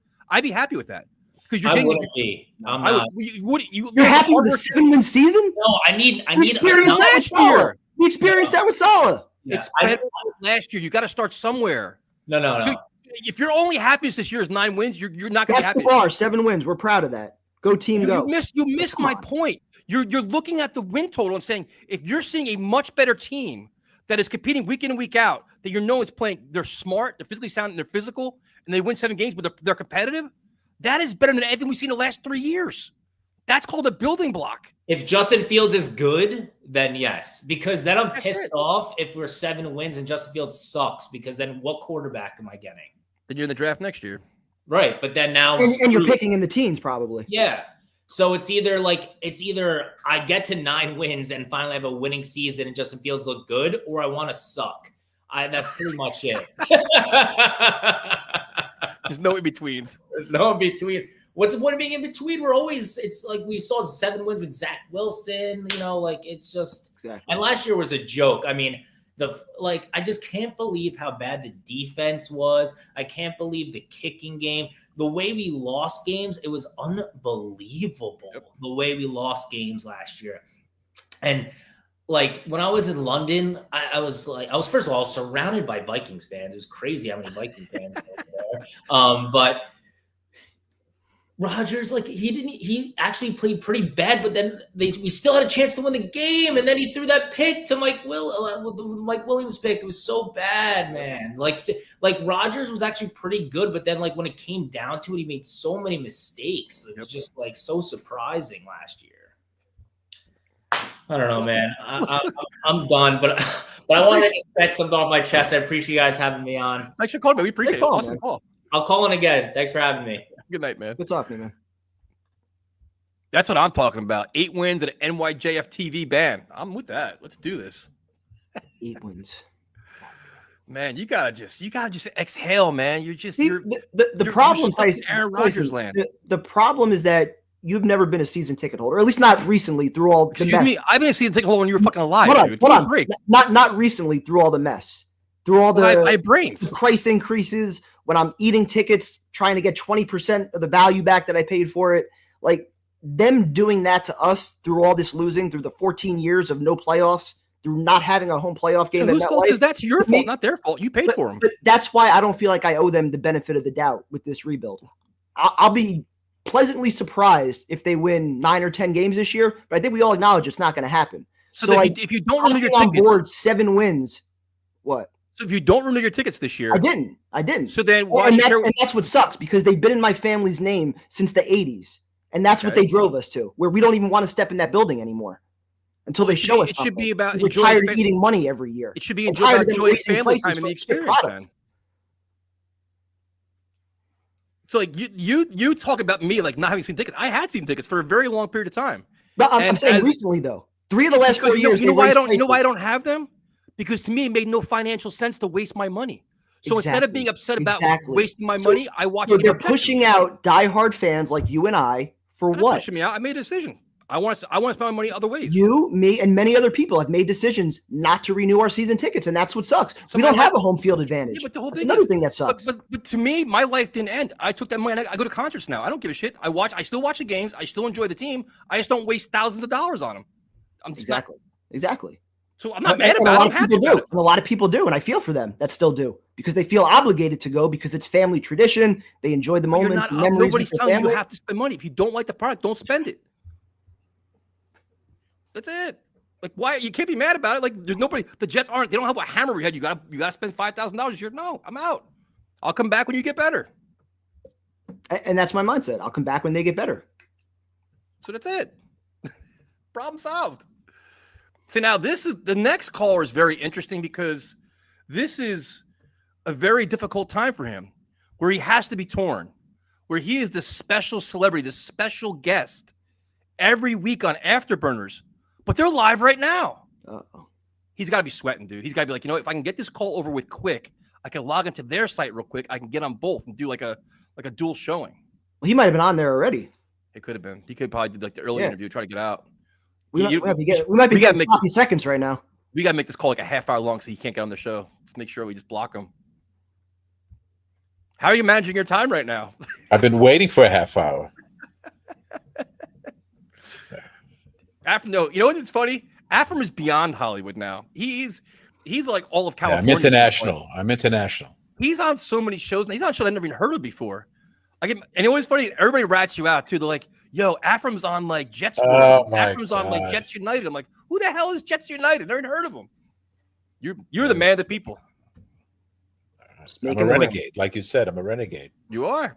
But you notice now he's wearing nicer shirts now. Mm-hmm. His glasses are nice and cleaned. Hair's cut. Now he's got. They were dirty the previous times. You also notice that he kicked the dog out. Remember, dog crying in the back. Dog's outside. No, he's with his master there. Mm-hmm. So, hi Armand. So how you doing, man? Give it a shot. I miss you saying hi. I'm fine. I know everyone's still. We're in March and we're already negative still. Who's negative? Not me. Yeah. Listen. Well, you know why you're not negative. You weren't a season ticket holder. That's part of it. I get previous years you're angry, but it's also not fair to take it out on this new regime because they haven't had a chance to do anything yet. So what are your thoughts or early impressions on free agency and what they've done so far? Nothing is giving me, I'm excited about it, but I don't know. Not just excited about who? Everything's unknown right now. I'm Which signing are you excited about, other than Justin Fields? Maybe I said nothing. Just right now. Hold on. But why other than Justin Fields? That could be an exciting signing. Why could be? Yeah, absolutely. I'm open to that. Until I see what they can do with what they have, that's when I'll find out. That's like asking, what do you like about the Jets offense minus Breece Hall, Garrett Wilson, Tippmann, and AVT? Like, that's not fair. I'm just going to give it. Those guys have proven a little bit more than Justin Fields has. But still an exciting signing. It's the best of what's available. Yeah, I'm going to give him the benefit of the doubt. Okay, until I see something that I don't like, or that I see some inconsistencies, or consistently being bad, we wait and see. We see what he can do, what his coaching staff can do, and we take it from there. All What I do you do is do? I want Tyler Warren. That's what I want. Now, why do you want Tyler Warren? I just think he's multifaceted in that offensive scheme, and I just like his attitude. I think that's a contagious attitude. Hard nosed, winning, that can change things. Culture setter. It's attitude. That's what we had. We had with Parcells. Those guys didn't take shit. They went hard. We were soft. This team was soft. They were. Until what's his name, Simpson, stood up for his quarterback finally, one of the offensive linemen. We were just soft team. I think Tippman's got a little nasty side to him too, though. Well, I think he picked it up from seeing that his guard there was doing it. You need attitude. You need to be maybe I might not win, but let me tell you something. I'm going to punch you in the face. That's what I'm saying. It's not going to be easy. Maybe we don't win, but it's not going to be easy. So if you go Warren at 7, which I don't hate, are you moving AVT to right tackle, or are you going to go try to find a right tackle later in the draft? I'm going to find a right tackle. I'm not going to move him at this point. I mean, every time he goes, he gets hurt or something like that. And I think he might be. That's his comfortable spot. Okay. That's where he likes to play. That's where he excels at the guard position. Fair enough. So now, as of the last couple of years on this show, you have been kind of proclaimed to be the salary cap guy for our team, or the resident cap guy, which all our financial information that we rely on desperately to get information out to our lovely subscribers. Now, Quincy Williams is going to be turning 30 years old, making $6 million this year, has outplayed his contract. Are you trading him, or are you giving more money? Whatever I can get for him. Not at 30 years old. I'm sorry. Whatever you can get. So a 5th round pick. You're good with that. We get a 5th round pick. Do you think there's a world where he would be willing to play out his contract this year? Because I don't think so. No. I don't know. There's no way he wants to play for $6 million this year, dude. There's no way. We'll wait and see. But they have some money, and they'll get some more money in June 1st after, they'll collect.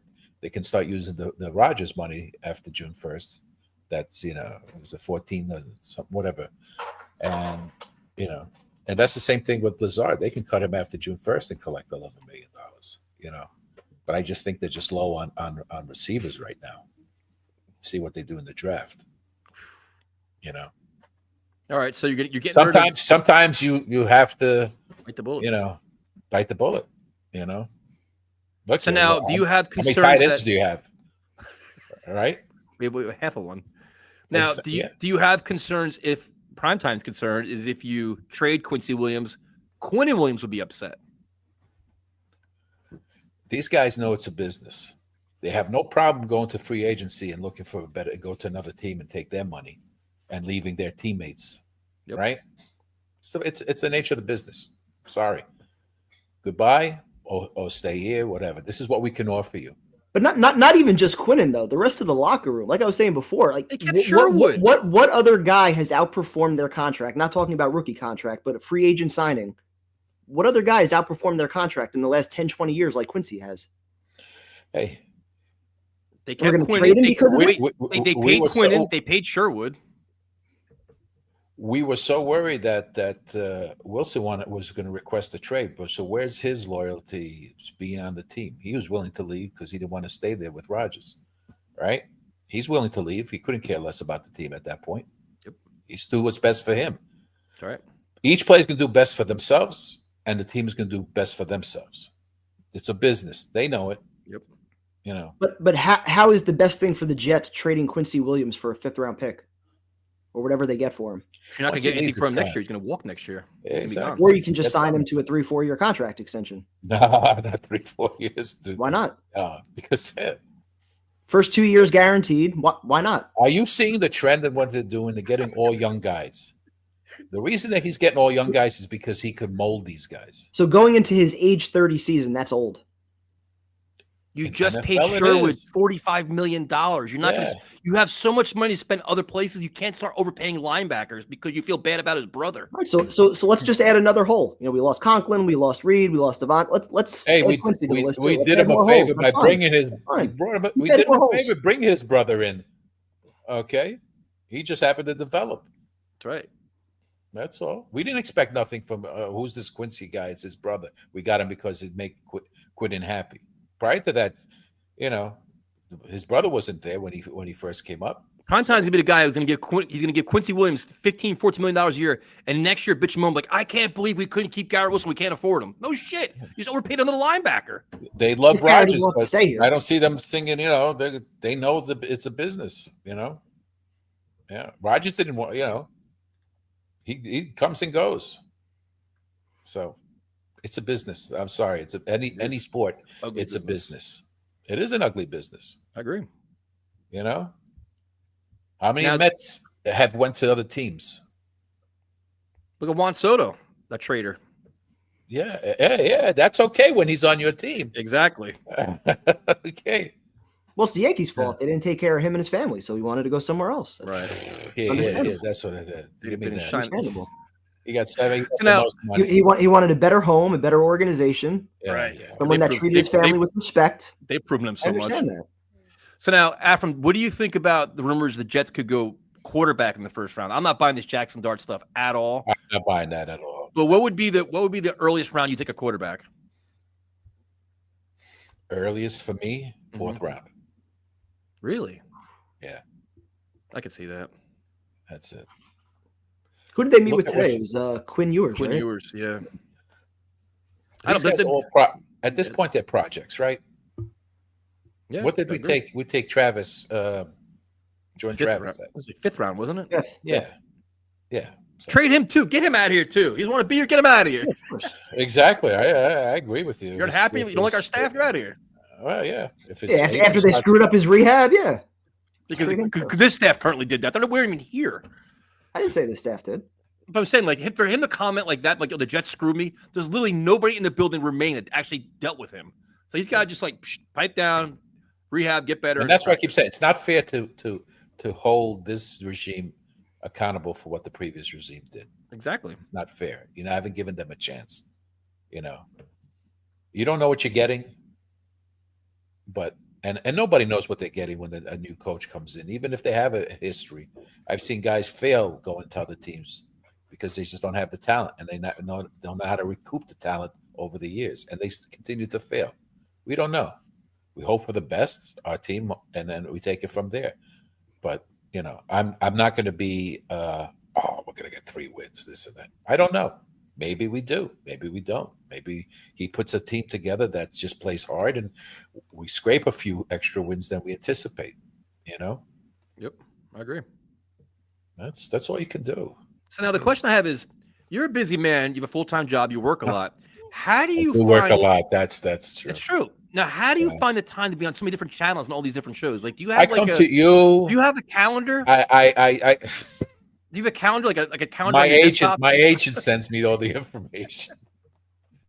I help them out. I like Dan. I like Liam. I just come on because they need. No one calls in. How much show prep do you do? Like, you must do a lot of show prep. No, You're on different no. shows. Like, do you study the host to feel what their temperament is? Like, how do you handle this? I love Dan because Dan just comes out with all these crazy ideas. Yep. What if we do this? What if we do this? He's campaigning to trade Quinn Williams right now. It's like, what are we doing? Like, this is ridiculous. Yeah. So, Where I give Dan credit, he comes out with some ridiculous take and then blast it all over social media, like showing how ridiculous it is, and just like, come check out my show.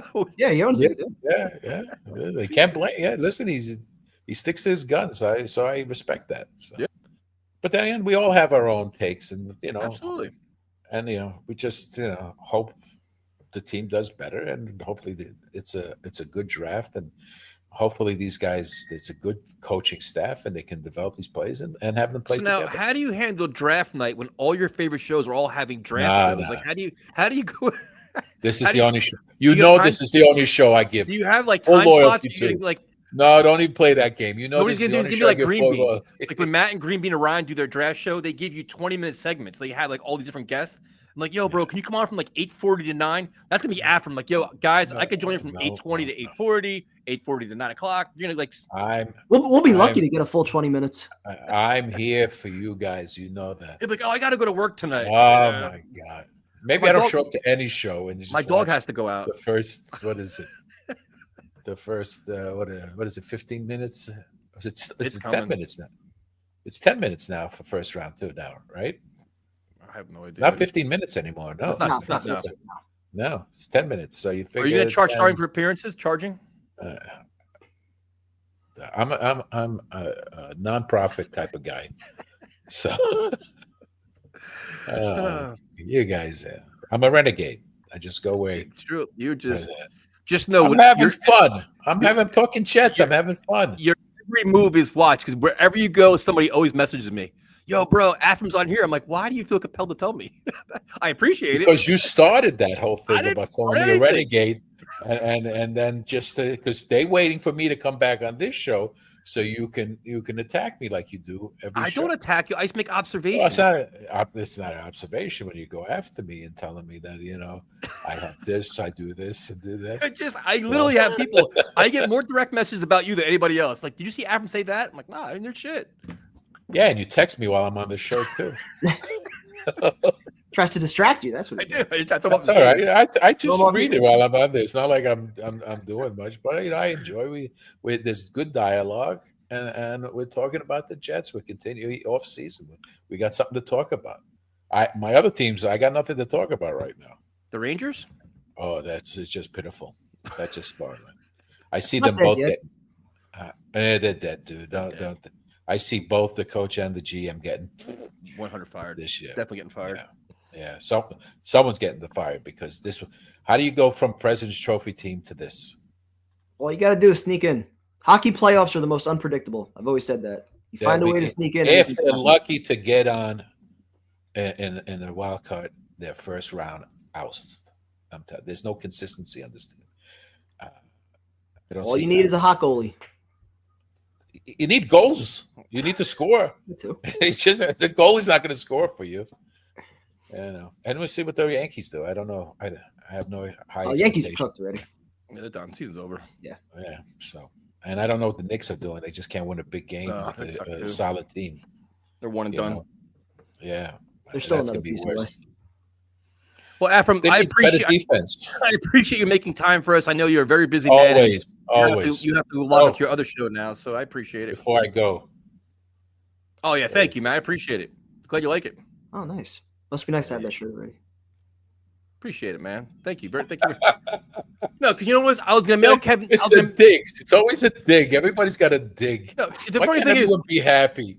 Because it must have been alphabetical order. That's what it was. It was you sent a very easy text message to Kevin. What size shirt do you wear? I get a five paragraph if then statement. If this, I want that. If this, I want that.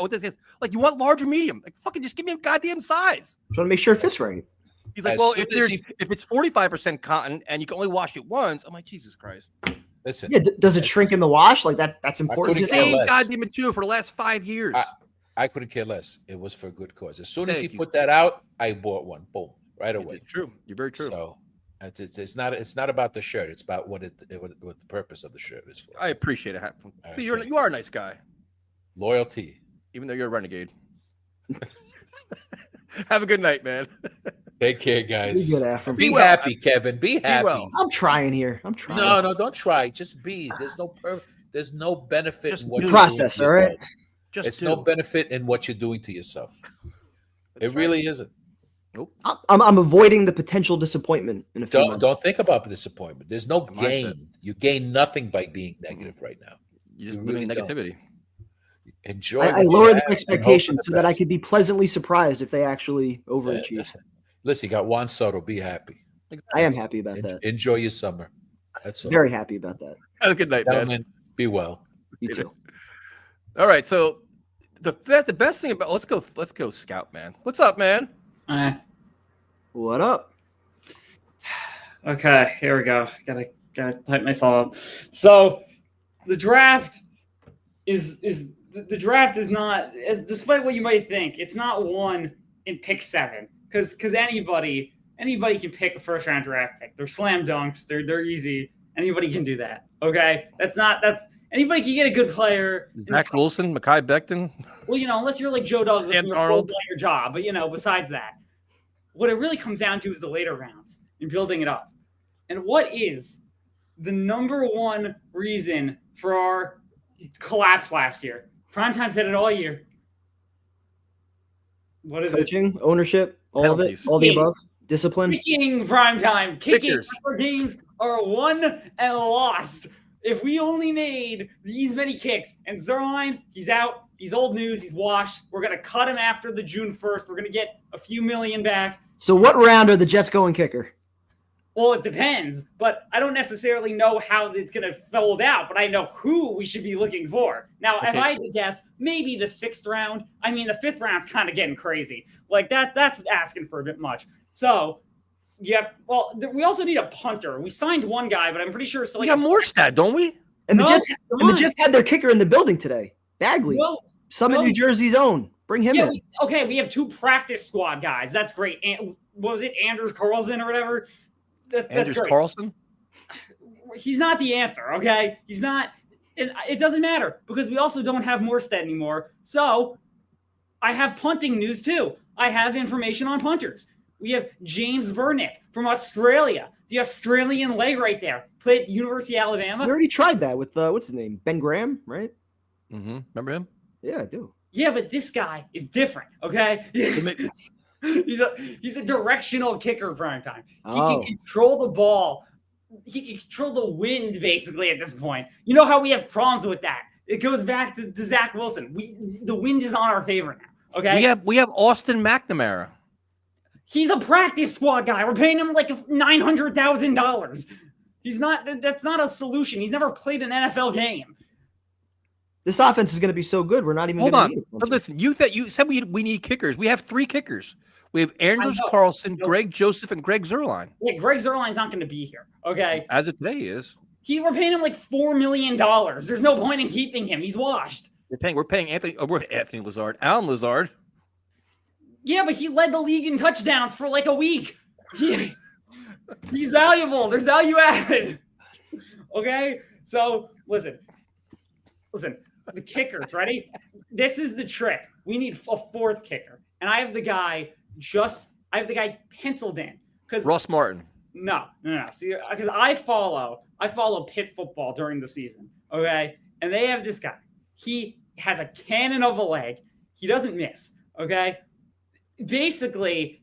Here, wait. I'm gonna try to pull up something. Let's see if this even works. Does this work? Okay, good. That by your reactions, that means you're probably not seeing this. I tried to present. I had film, but it's not. Oh, okay, there we go. So we have film. So as you can see, listen, he plays at Acrisure Stadium, also known as Heinz Field. The wind. Oh no, there it goes. The wind swirling around. He's kicked from 60. This guy from over 50 is a legend. Okay, he's 6 for 7 with a long of 58 yards. Almost automatic. Almost. I mean, almost. This will solve our problems. We will never miss. This will turn losses into wins. And especially with our problems with the offense, every point matters. Every possession matters. We saw that last year. We hit the post like 3 different times. I can't. But that's where it all starts. And no, we can't take him at 7. Maybe 42. Okay, we could. So you're saying 6th round, 5th round? I'm saying I don't know. 5th round's a bit much. I mean, there's not a big drop off, but you want the best player available. So if the Jets draft him, would you buy his jersey? I mean, if they sold it. Oh my god. You get custom made. Well, yeah, but you can custom make anything. I mean, you can custom make. This has Mike Nugent written all over it. You can custom make I don't know, Lamar Jackson Jets jersey. I mean, that doesn't mean I'd buy that one. Like, okay. Now, what are we going to do at 7? Because now that we have that out of the way and we have that established. Yes. I mean, like we've talked about. No, yeah, we're talking kickers because that's where the game comes down to. Wins and losses. Okay. Every point matters. Every point matters. Okay. Right. Listen, I would have loved if Ben Sauls kicked at the combine, but he chose not to. You know, but whatever. I saw enough. Okay, you got to get your guy. If you like your guy, you got to go for him. We can't do this indecisiveness. Yeah, see, that's an elite ball knowledge comment by Javid right there. Okay, now at 7, I'd like to see a tight end. And, obviously we've had a long history of bad tight ends. So, that would be nice to finally shore in the position, first one since, I don't know, Dustin Keller, that could be somewhat reliable. That's just, we just had obviously an offensive lineman. And obviously I did most of my tape. I know the guy, I forget his name, but, I did most of my studying on kicking. What, offensive lineman you don't know? No, I'm saying I know the guy that is the top projected offensive lineman that a lot of people have the Jets taking, but I just forget the name. I'm blanking on it. Membo? Yes, Membo. So obviously, you can't go wrong with an offensive lineman, but it's just we've had so many. First of all, there's always the potential to find someone who's adequate. Obviously, you're not going to find someone who's a career-long player in free agency. You can always kind of coach people up, but just with tight ends, we've just had such a drought with that. And especially that not only works for blocking, you also kind of have it revolutionize the passing game. You see that with Fields, where he's a mobile quarterback. It just adds another element to the offense, makes it more versatile. Now, that's just kind of where I'm leaning at the moment. But again, like we said, I don't think either way you could go with a bad pick. Whether you go punter or kicker or offensive lineman or tight end. I don't know. What do you guys think? Yeah, prime time. I think it's either got to be tight end or offensive line, although I do see a scenario where they would entertain possibly trading down. The right guy falls, if they could get good value moving back, and then still have their sights set on Jackson Dart. Not saying I want him, but I could see that being the process. Not happening. I'm not huge with Jackson Dart. Nope. I just don't see it. Especially if he fell to the second round in another world, yeah, sure. But I just don't see it in the first round. Somebody's taking him in the first round. Someone's got to. There's kind of the quarterback carousel going around right now. Could be the Giants if Shedeur Sanders goes early. Could be the Giants. Russell Wilson and Rodgers too are floating around out there, so you got to see where they end up. Desperate for a job. Desperate, yeah. When he lands with the Steelers, we're gonna say he's desperate. Yeah. The same Steelers that won Justin Fields back. Yeah. Yeah, who benched him last year also. After he was 4-2. And pissed the locker room off. What does that tell you? A lot of people I've seen a bit on Justin Fields is 4-2. That's a big talking point. He made the Steelers into he helped them become to the point where they were winning. But at the same time, that just reminds me of Zach Wilson. And when he was winning. Yep. Exactly. But I've watched some of the Steelers games. They even played us. He didn't look that bad. Actually, I think they benched him. With Russell Wilson played him against us. But either way, watching the Steelers games, he didn't look that bad. Not like Zach Wilson territory. No. He looked. Zach Wilson is an animal into himself. You cannot compare Fields and Zach Wilson. You can't.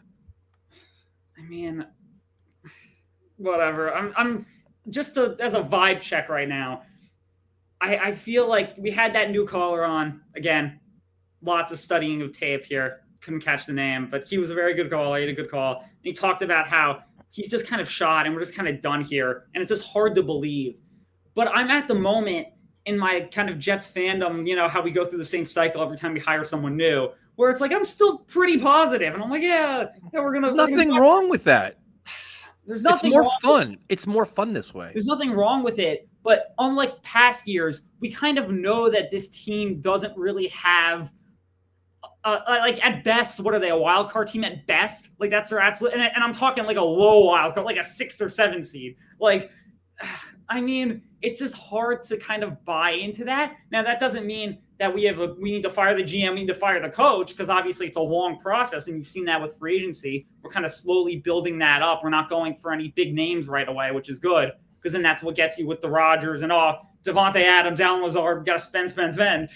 But I like what they're doing through that method of just slowly building up, seeing what we have, kind of gaining wins throughout the season a little bit more each at a time. But you just kind of have to buy in, and that's what being a fan's about. And just trust the process. Yeah. And maybe, just maybe, we pick that Australian kid, James Burnett, with his 36% inside the 20 kicking percentage. Jesus Christ. Thanks for calling him, man. 36%. Okay, you don't see that. 19 kicks inside the 20. Just pull the trigger there. Okay, one of the two. Dude. That flip the field. Flip the field. Have a good night, man. Have a good night, guys. Be good, man. Kickers and punters we're talking about. Exciting times. So please offset what we just experienced for the last 10 minutes. Oh, actually, I was going to continue the Sauls talk. I actually coincidentally caught a Pitt game sometime or a few. I remember watching it. I was like, "Yo, who is this kicker?" And I looked him up, and so I've been on him since then. But maybe what round are you taking him?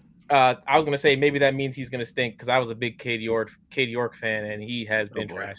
So, there's that. So there's your cold water on that. But I do like Sauls. I didn't. If you ask me what round I think he's going to go, I think he probably goes too early for us. I mean, we saw the Bears take a punter last year in the 4th round. Actually kind of was hilarious because I remember Caleb Williams texted him and said, "You're not going to have to punt much," and then he punted the most in the whole NFL. Wore out his leg. But I think, if someone really likes a kicker, then they might take him high. So talk first round. Talk about pick number 7. What do you see happening? Oh, I thought you'd want to ask me about free agency first. I'd love to know your thoughts on free agency. It's been a long time. Why don't you tell us? You tell us the topics. We'll finish listening to them. I could talk about the draft too. Talk about free agency. Talk about how much you love Justin Fields. Okay, so it's actually kind of funny. I was on the side of the Steelers should have benched Fields last year when they did, because I felt like even though he played well and he made like winning plays, so when you talk about Zach Wilson, it's obviously completely different. But Fields made good plays with his legs. I still felt like he left a lot of meat on the bone in terms of like the passing game, where sometimes he wasn't taking chances that he should have. I also would say I don't think Arthur Smith is the type of OC that's ever going to elevate a QB above their station. At his best years as an OC came with Tannehill just being already a vet quarterback and then just handing it off and just running the offense the right way. So I don't think he showed to me in Atlanta he doesn't know what he's doing with a young quarterback or helping a quarterback out. So I didn't think there was going to be much elevation there anyway. So that's why Russ was the better option for the Steelers. I like Fields. I think, I'm cautiously optimistic. You're seeing a decent amount of guys get second chances, guys with talent, and making the best out of it. Oh, that's a guy he's the 46th best wide receiver in the NFL. According to what, Bankert, whatever his name is? Yeah, Bankert. The guy's a clown. I was wondering why Wilson was trending this afternoon. I'm like, yeah, Bankert, he said he's the 46th. He's not top 45 wide receiver. And then he started just naming everyone and their mother and their grandmother as better than him. Sorry. Back to the point. I think Fields, he brings some kind of upside potential, you hope, for a season where, you're not expecting much. You're not expecting much out of the team. You hope you can run the ball well. He brings at least a decent floor in terms of just rushing the ball, which is more than any quarterback we've had in a while has done, right? Where even if the passing game isn't great, Fields is going to give you maybe 70 or so yards, in a given game, and that can be the difference between scoring fucking 0 points and at least being competent and moving the chains every few drives all the time. So I'll say hopefully you can turn around. You think sometimes he holds the ball long, but we have a solid line. You feel like you have which should be a good running game with Brees and Braylon and Davis. You have Garrett. You need to add in the draft. You need to definitely add wide receiver and tight end, and then you see what you got with when it comes to Fields. So then look at the rest of free agency where it's a lot of not a lot of popular names, a lot of mid-tier guys or unproven guys with a lot, some upside. What do you think about their approach? So at the approach, I'll say I think it's funny like that a lot of us are just not happy with it. Just because like looking back, if you were to pull up like old streams from like YouTube like 2 years ago, a year ago, we're talking about the free agency moves and we're saying, I like this is great, we're spending the money. But then we've also all said, if it doesn't work out, next year is going to be horrible because we're not going to be spending it. We're going to be sitting there thinking like this is shit, and we're just going to be eating dead money on stuff. So we knew this was coming. Once you actually had to take your medicine, it's not good. So I get it. No one's going to be excited about that. I'll say on this. Okay, I like Cisco. Right, the Steven signing. A lot of. What do you like about him? Cisco. Yeah. He's good ball skills. As safety. I don't think he's. I think I saw a lot of people talking about Ashton Davis, and me, I've hated Ashton Davis for a while. In that, not as like a player. I think obviously he did some good things, but I didn't see him as a starter. Every single play he would just backpedal into oblivion. He wouldn't track any routes. He wouldn't do anything. He's got turnovers but a lot of those, if we remember correctly, just fell into his lap. I think Cisco actually is, uses his eyes when he's on defense. So that's a start. We had a lot of safeties who don't do that in the past. Yep. He got good range. He's had a few good years. He struggled last year, but last year they had maybe the worst secondary in all of football. They were terrible. I remember we were watching Caleb Williams play like shit all season, and then he goes to London to play the Jags, and he throws for like 400 yards. I don't think they had anything redeemable back there. Yep. So to single out one safety and be like, oh well, the Jags benched him. Yeah, I think everyone in the Jags could have got benched if they played somewhere else. So I'll say I feel there's some upside to Cisco. I'll say on also him being a Jets fan is a nice touch, So hopefully, you hope for that to root out, hometown guy. He says family had season tickets around the 2010, 2011 AFC Championship years.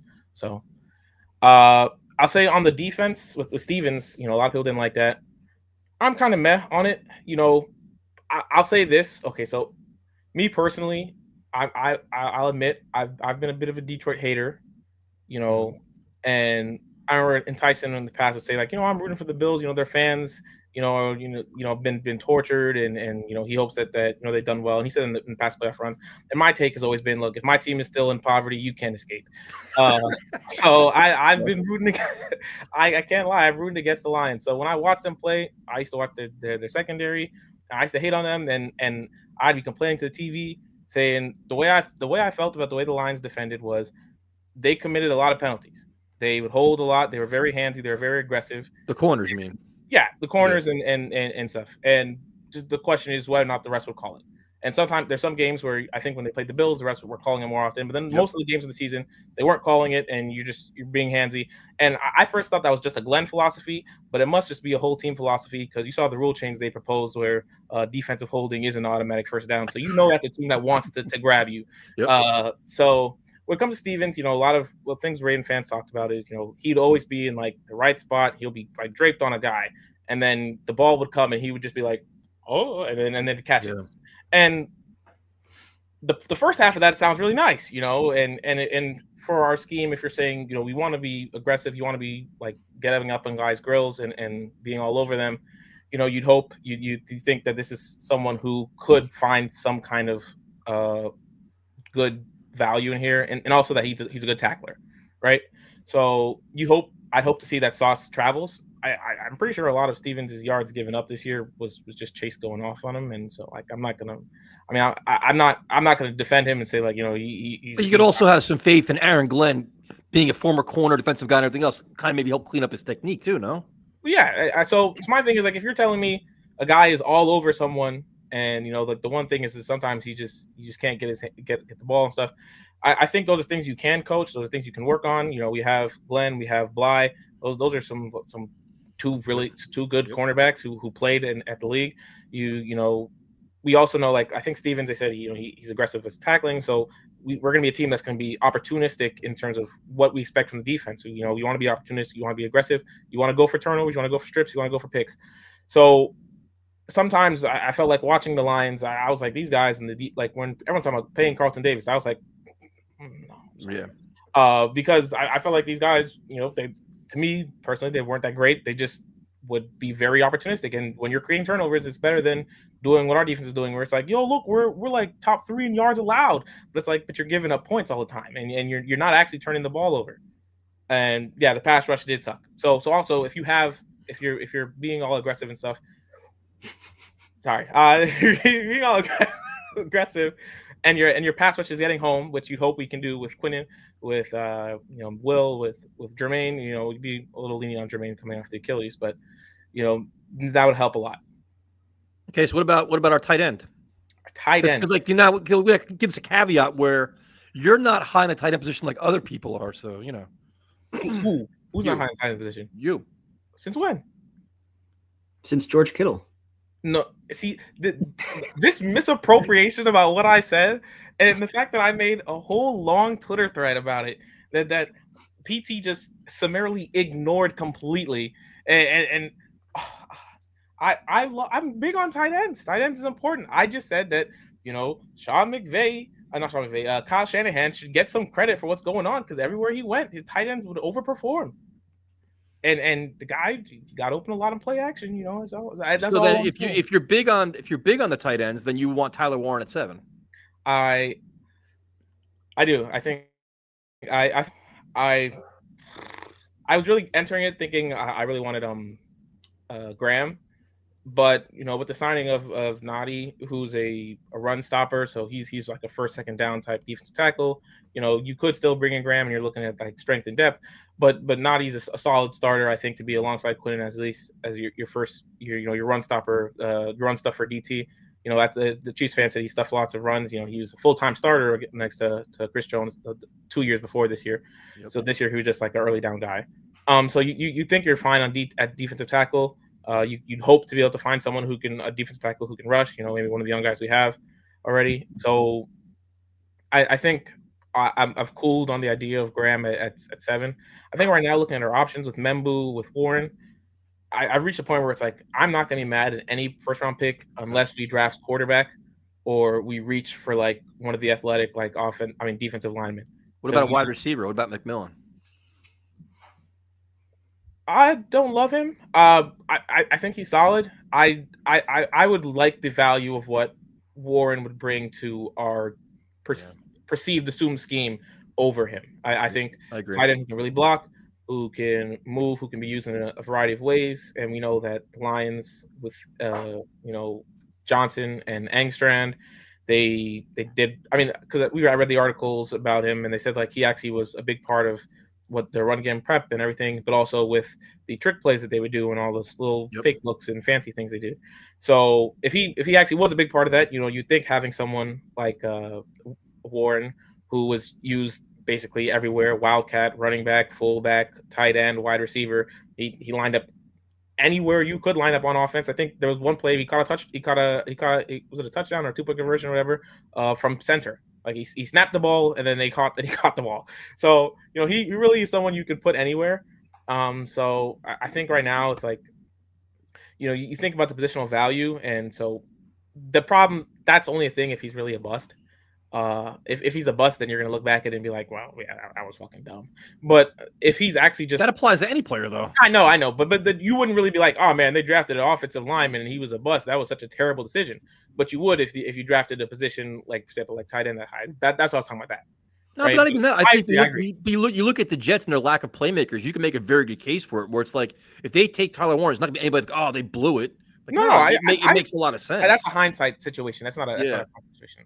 But that's not really the worry right now. You don't want your team making decisions off of hindsight in the present. Nope. That would tell you that maybe where their depth, because if they don't have the conviction to stick with guys they like, then they shouldn't be in the position anyway. Right. So I like Warren. I think I would really like tight end, for example, Warren first round, and then second round wide receiver. Higgins and OL.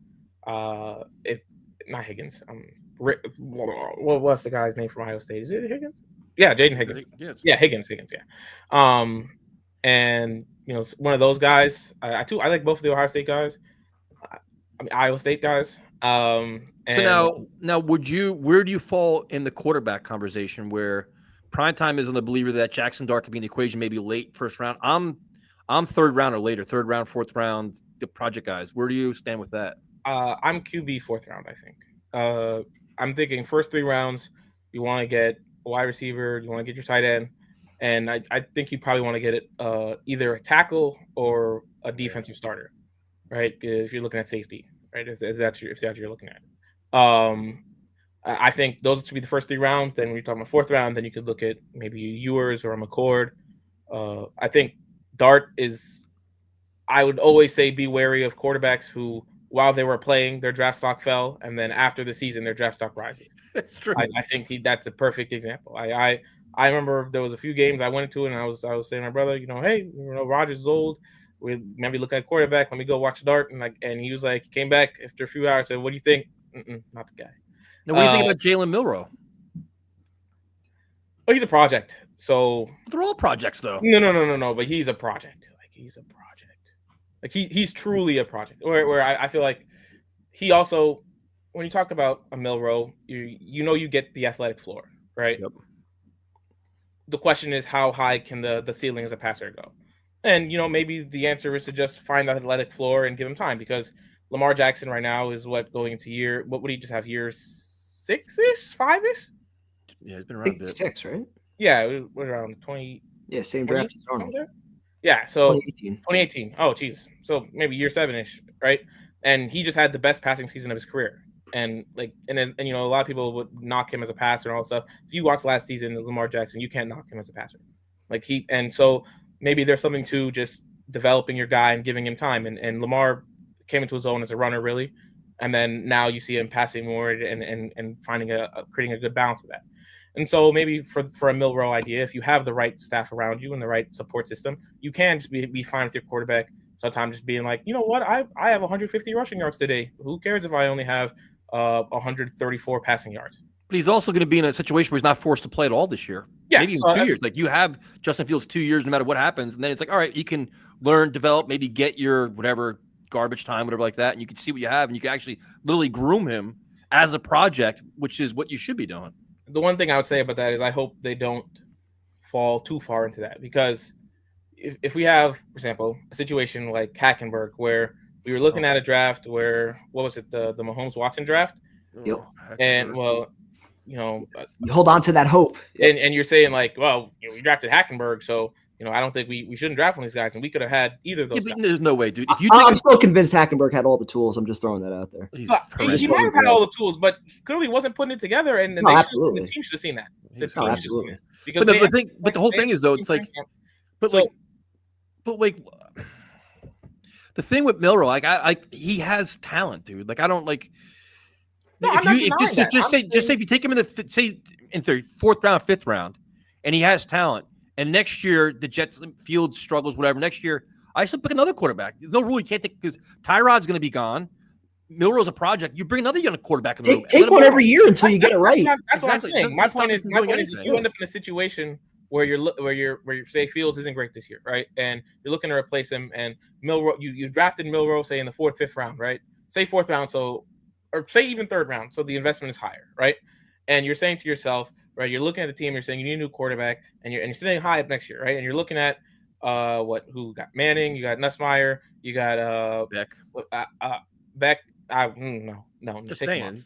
Aller. Trust me, you don't want Beck. I don't want Aller either. I would want Aller more than Beck. I don't want Aller. I think Beck is. He's ass. That's all. But even it's a class that's Aller. At least you can convince yourself. He's a big guy. He's a strong arm. He can make all the throws. He just has to put it together up here, right? But none of these. But this class is better. But next year's class is better than this class. Yes, so that's my point. I'm saying if you end up in a position where you have a high investment, say Milroe, 3rd round, right? Because that's probably the highest we expect we'd take him, right? 3rd round, right? And you trade into the back of the 2nd round, whatever. 3rd round, and you're coming into next year, and then you're looking at it, and you're saying, well, we might have something here, and then you pass on guys you shouldn't be passing on because you have that. I would say that would be a mistake to make, but I wouldn't have a problem taking a shot on a guy, a flyer on a guy. But don't get so hung up on we took this guy, because you can take, like, Kyle Shanahan has a guy 3rd overall and replace him with goddamn Brock Purdy. I'm with prime time here, man. I keep taking them. I'll take as many as I have to make sure I have a slam dunk guy that can lead my team. Don't give a shit about. To me, I think 3rd round's kind of early. Like, I would maybe hope 4th round later. I wouldn't do that. Me personally, I wouldn't take a quarterback higher than the 4th round, and maybe later if things are falling your way. I would say one point I want to make off of what we talked about earlier. What you guys were talking about earlier is the cap situation, right? Where we talked about, that's prime time. not eating all the cap. I would say if the reason they haven't eaten all the cap, PT, is because they're looking at it and they're looking to. What do you say? They weren't hungry. That's so corny. You can say that. The reason that they're not there, they didn't decided to leave room is because they're going to be extending Sauce and Garrett, and they want to get that to front load the cap hit. I think that would be a very smart decision if they were to do that. And I felt like that just could have been in place of Stevens and Cisco and even Myers for like $3.5 million. Like rather than pay those guys, I'd rather just have younger guys in here that Glenn can coach up. I mean, who are you getting as your cornerback too? Then like who you? I mean, my point is you have to make back Eccles. I would have been fine with that. He was cheap. Yeah, I guess. I'm not sure Eccles is a great enough tackler. Like but the question is, since you're a cap guy now, Job, we fired after him 10 minutes ago. What do you do with Quincy Williams? Not trade him. Okay. You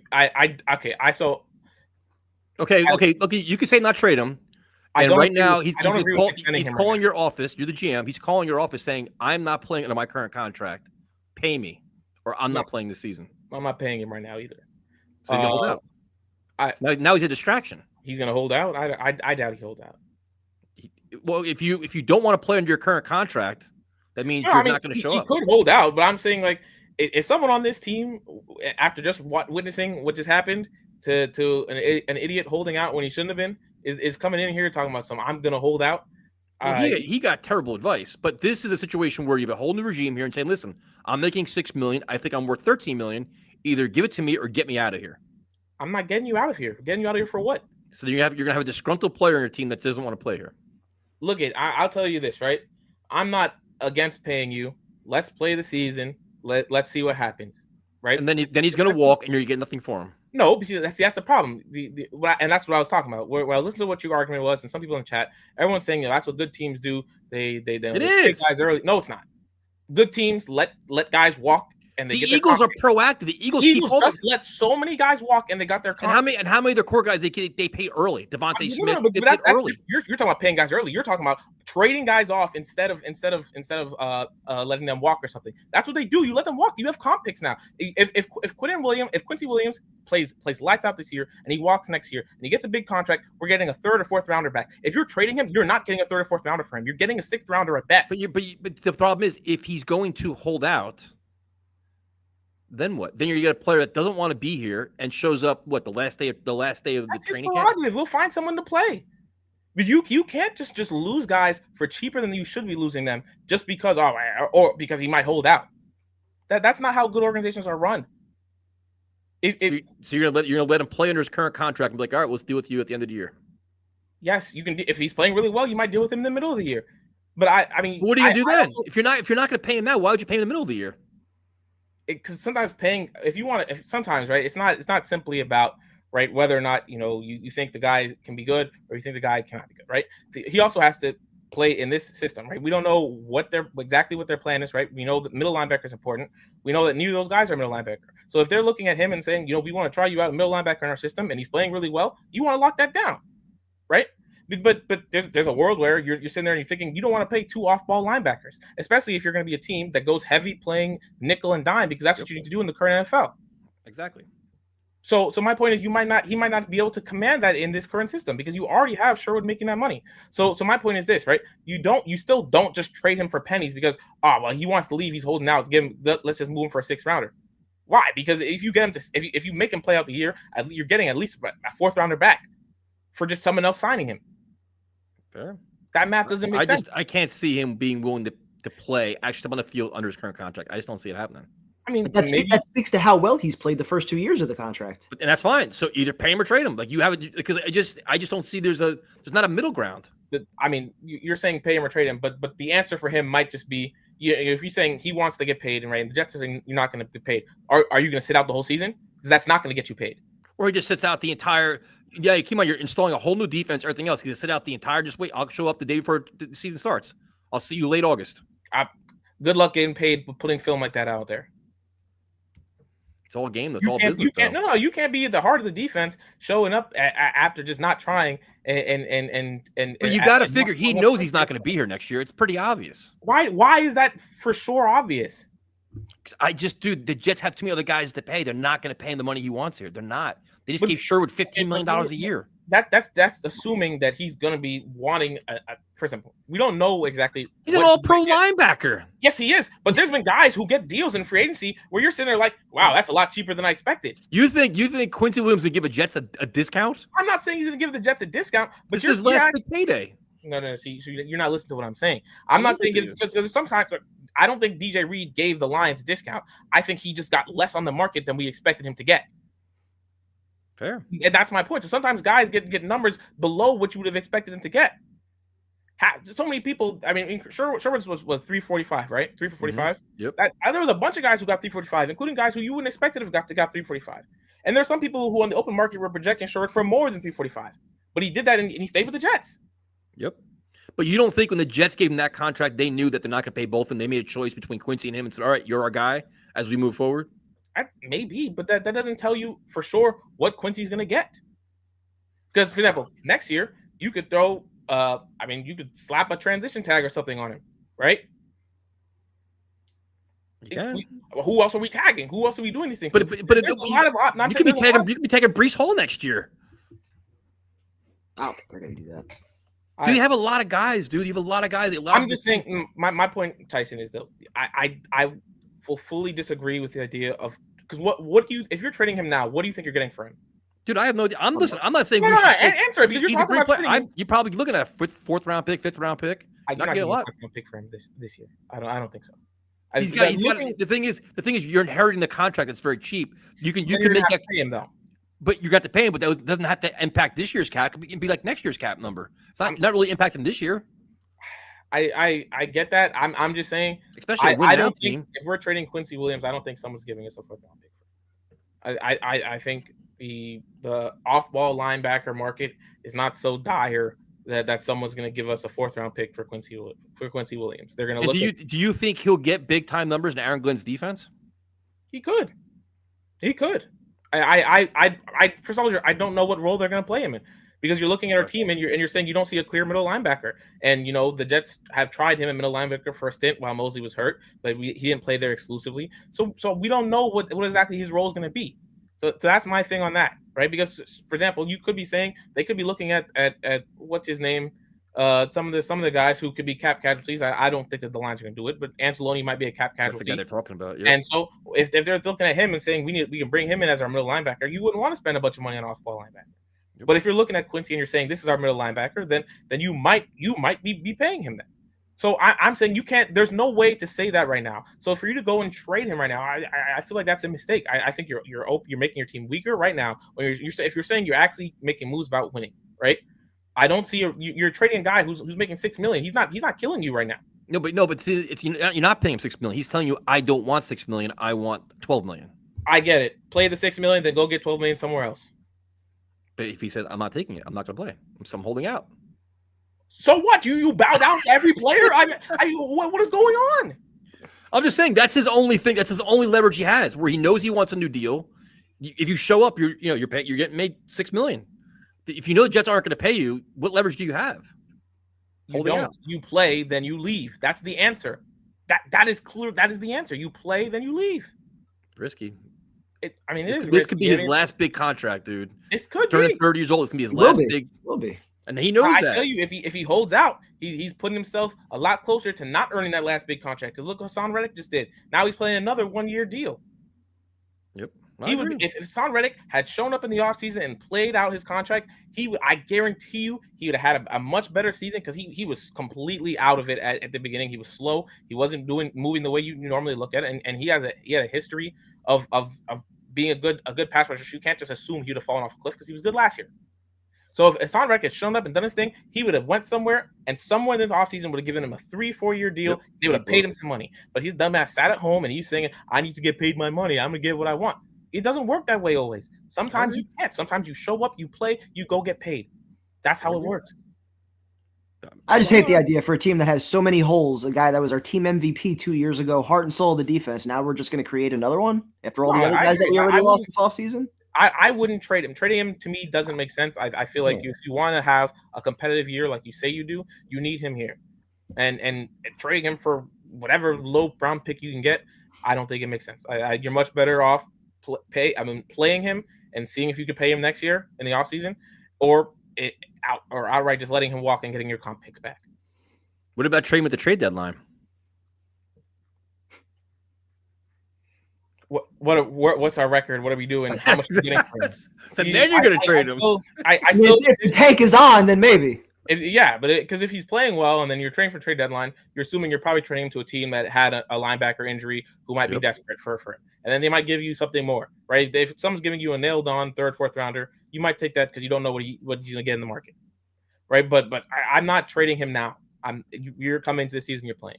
And if they want to give him I would say if talking about extension, if you want to give him say a 2-year extension, give him a bit more money, I'd be fine with that. But if he's trying to, I'm gonna go jump back up ahead Sherwood and I'm gonna get all this money and it's that. No, I can't do it, big bro. I'm sorry. You can't get that. Fair enough.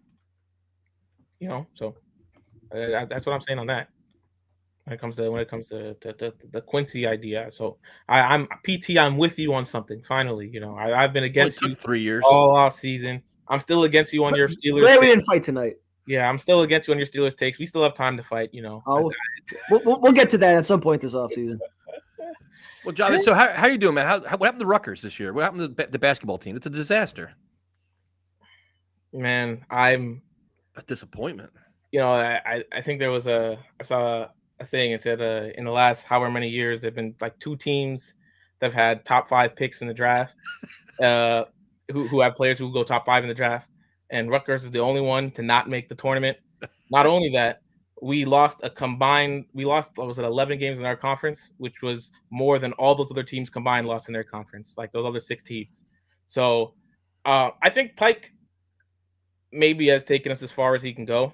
Yep. Pike did a lot of good things for us. I remember when I was a freshman, watching the team play. It was defense first, a lot of stuff. But there's some things that just continue to happen. The team can't shoot free throws for shit. And at some point, I'm like, it can't be the players. It's got to be the coaches. Y'all don't practice free throws. So how come you're not wearing Rutgers gear? You're wearing Syracuse gear. I'm not gonna lie. My brother went to Syracuse, so I've had this hoodie since like he went on a visit when I was in like high school. So I'm not gonna lie. I don't really own a lot of Rutgers merch. I wear a Syracuse hoodie. You see me in a UConn hoodie that I got when my brother was on a college visit. So you're just not loyal, is what basically. No. I love Rutgers. I watch Rutgers sports, but you're just scared to support them openly. Is what it is. I'm not scared to support them openly. You're not wearing their gear. There was literally like 2 years on this show where you guys just called me Rutgers. So look what happened, and now you went into hiding. Now you're good. Like you don't want. I never went to hiding. I never went into hiding. What? You see me wear this hoodie. I've worn this hoodie on this show so many times. Exactly. You're supposed to be this big Rutgers fan, get all this Rutgers knowledge. You don't even wear their gear. You're not even supporting your own team. Well, actually, I watch Syracuse a decent amount too because my brother. So we talk about sports. That's why I'm pretty decent on Kyle McCord. I'm not supposed to be all about Rutgers, and now he's wearing orange. What? Come on. There's nothing wrong with a little Syracuse stuff. I'm supporting my brother. You gotta support your family, right? I'm not in hiding. I've been open. I've come on this show after watching my team blow. Yeah, you've been open. You've been open to other teams now, is what it is. You basically just waffling around. You probably wear a St. John's thing next week. Oh, never. No, they're done already. Why would I wear a St. John's thing? I'm a Rutgers guy. I watched. You don't know how many damn games of this team I watched this year. So they were so ass. Like the team had no plan. I'm not hiding. I'm not. You want me to put Rutgers in my name next time I call in? No, you want you to wear some red gear. Support your damn team, man. All I got is a Quidditch hat, really. So I play more Rutgers gear than you have. I hate them. I have a few Rutgers things, I think, somewhere. Good job. It was good talking to you again, man. It was good arguing with you. We missed this. Yeah. It's nice talking to you. I don't agree with you, but it's fine. It's because I've been here the last few weeks, but sometimes I miss the beginning at the 8 a.m. and you at 8 o'clock, and you post the link one time, and then it's just like, oh, I get into there, and I'm like, I'm typing in chat link, and I know Tyson sees it for me. Tyson's highlighting comments right next to my link ask, and I'm like, he does not want me on. I don't hide comments. You know who hides? No, I said you were highlighting. I said you're clicking on comments right next to me asking for links. What you're talking about? You know exactly what I'm talking about. I remember one time I typed Tyson. I know you see me, and you smirked. I saw you smirk. I saw you smirk. Listen, I'm hitting all the comments right now. I don't know what you're talking about. Well, yeah, that's why I've been missing. Sometimes I miss the just like the straight on 8 o'clock, and it's just like, damn, I missed the whole thing. Well, you know this. Kevin tells me he's like, "Don't bring Javid on tonight." I'm like, "All right, I won't." He doesn't want to get. No, we provide incentive for those who show up on time. That's when I looked out at my phone, it's actually Kevin texting me. I'm like, "Yeah, all right, we'll keep him out." Yeah, well, I can't show up on time. I'm running a show at 8 o'clock. Don't you know? It's like, Let's Chat Jets. That's my show's name. You know? It's like night, your man. Logo, but the plane is flipped backwards. It's really innovative, you know. Have a good night, man. Yeah, have a nice night. Have a good night. Yeah. All right, we have one more caller, our favorite caller of the evening, who's been doing more streams than us. What's up, man? Oh, my God. How are you? How are you tonight? Doing great, man. Somehow this show went 2 hours. I have no idea how. I heard everything was turbulence. Turbulence? He probably went there too. He probably went on both channels at the same time, though. This guy. No. He probably had like a split screen. No. Yep. No. What a bet. You want to make a bet? You still haven't. We're making a bet? Speaking of which. I have not been on your channel. Jose, I've been extremely busy, my friend. I'm not going to lie to you. I'm running on fumes right now. I'm just giving you a hard time. No, I will. What's this week? Next week. After this week, I'll be all right. Next week, I can do it. One more week. I promise. As long as Primetime does one too, though. PT? I'm down. If I hear you ring up Aaron Rodgers one more time. One more time. That's what he does. I'm slowly getting over it. We got a lot of. No, you're not. I'm trying to. So it's a stage. You have to get over Aaron Rodgers. They have to get over Devontae Adams. It's like a stage. It's like a. I'm still getting over Sam Darnold. That's true. He still mentioned him. You can always come to Seattle. That's right. It's tempting. You gotta buy Primetime a Sam Darnold jersey, a Seahawk jersey. I would never do that. I will. I think I will. But you guys ready for baseball season? Nope. I'm ready. Over. Baseball season's over already. I've already cashed that check. That shit's over. I'm not watching any of it. Don't care. Knicks are gonna fall apart. Knicks aren't doing shit. Yankees aren't doing shit. I'm good. I'm focused on my positivity. I'm focused on my rebuilding Jets. All my positivity is going towards the Jets. Wow. Any concerts? Lots of concerts, man. Lots of concerts. I just pick all my money there. All my energy goes there. I just enjoy life. I don't get mad. I just enjoy things. I can't see any losing. What's the last concert you went? Probably Shinedown. Shocker. Yeah. Them or who else? No, I've been to a lot of shows, man. That was in November, was it? I think so. Yeah. I saw a nice cover band over the weekend. That's usually down the shore, actually. Shipwrecked, I think. Yeah, they're good. Fucking amazing. Yeah. The whole place was rocking. Good time. What's the name? Shipwrecked. There's a lot of good cover bands coming around now. It's like that time of year around here. I'll look it up once I'm done here. Yeah, come to the Jersey Shore, Jose. Do some fist pumping. I really do. PT, how are you doing? Hanging in there, man. Fucking tired. How's your foot? How's what? Your foot. Foot's better. Got a little hand issue, but yeah. It's always hand issue now? I'm getting old. Yeah, you got to rotate them. You got to change hands. It's the trick. You got to use both. I set myself up for that. He said he had the hand issue. Yeah, I can't leave that one out there, dude. You cannot give me that kind of material. I tried to. I had to. That's Jose's category, not yours. He rubs off on me, man. He makes me like this. Pun intended. I not to go there. Use lotion. Use better lotion. That's all I gotta say. Use better lotion.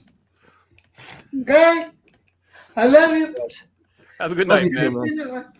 Talk to you next week. Later, dude. Later. Love you guys. Love you too, man.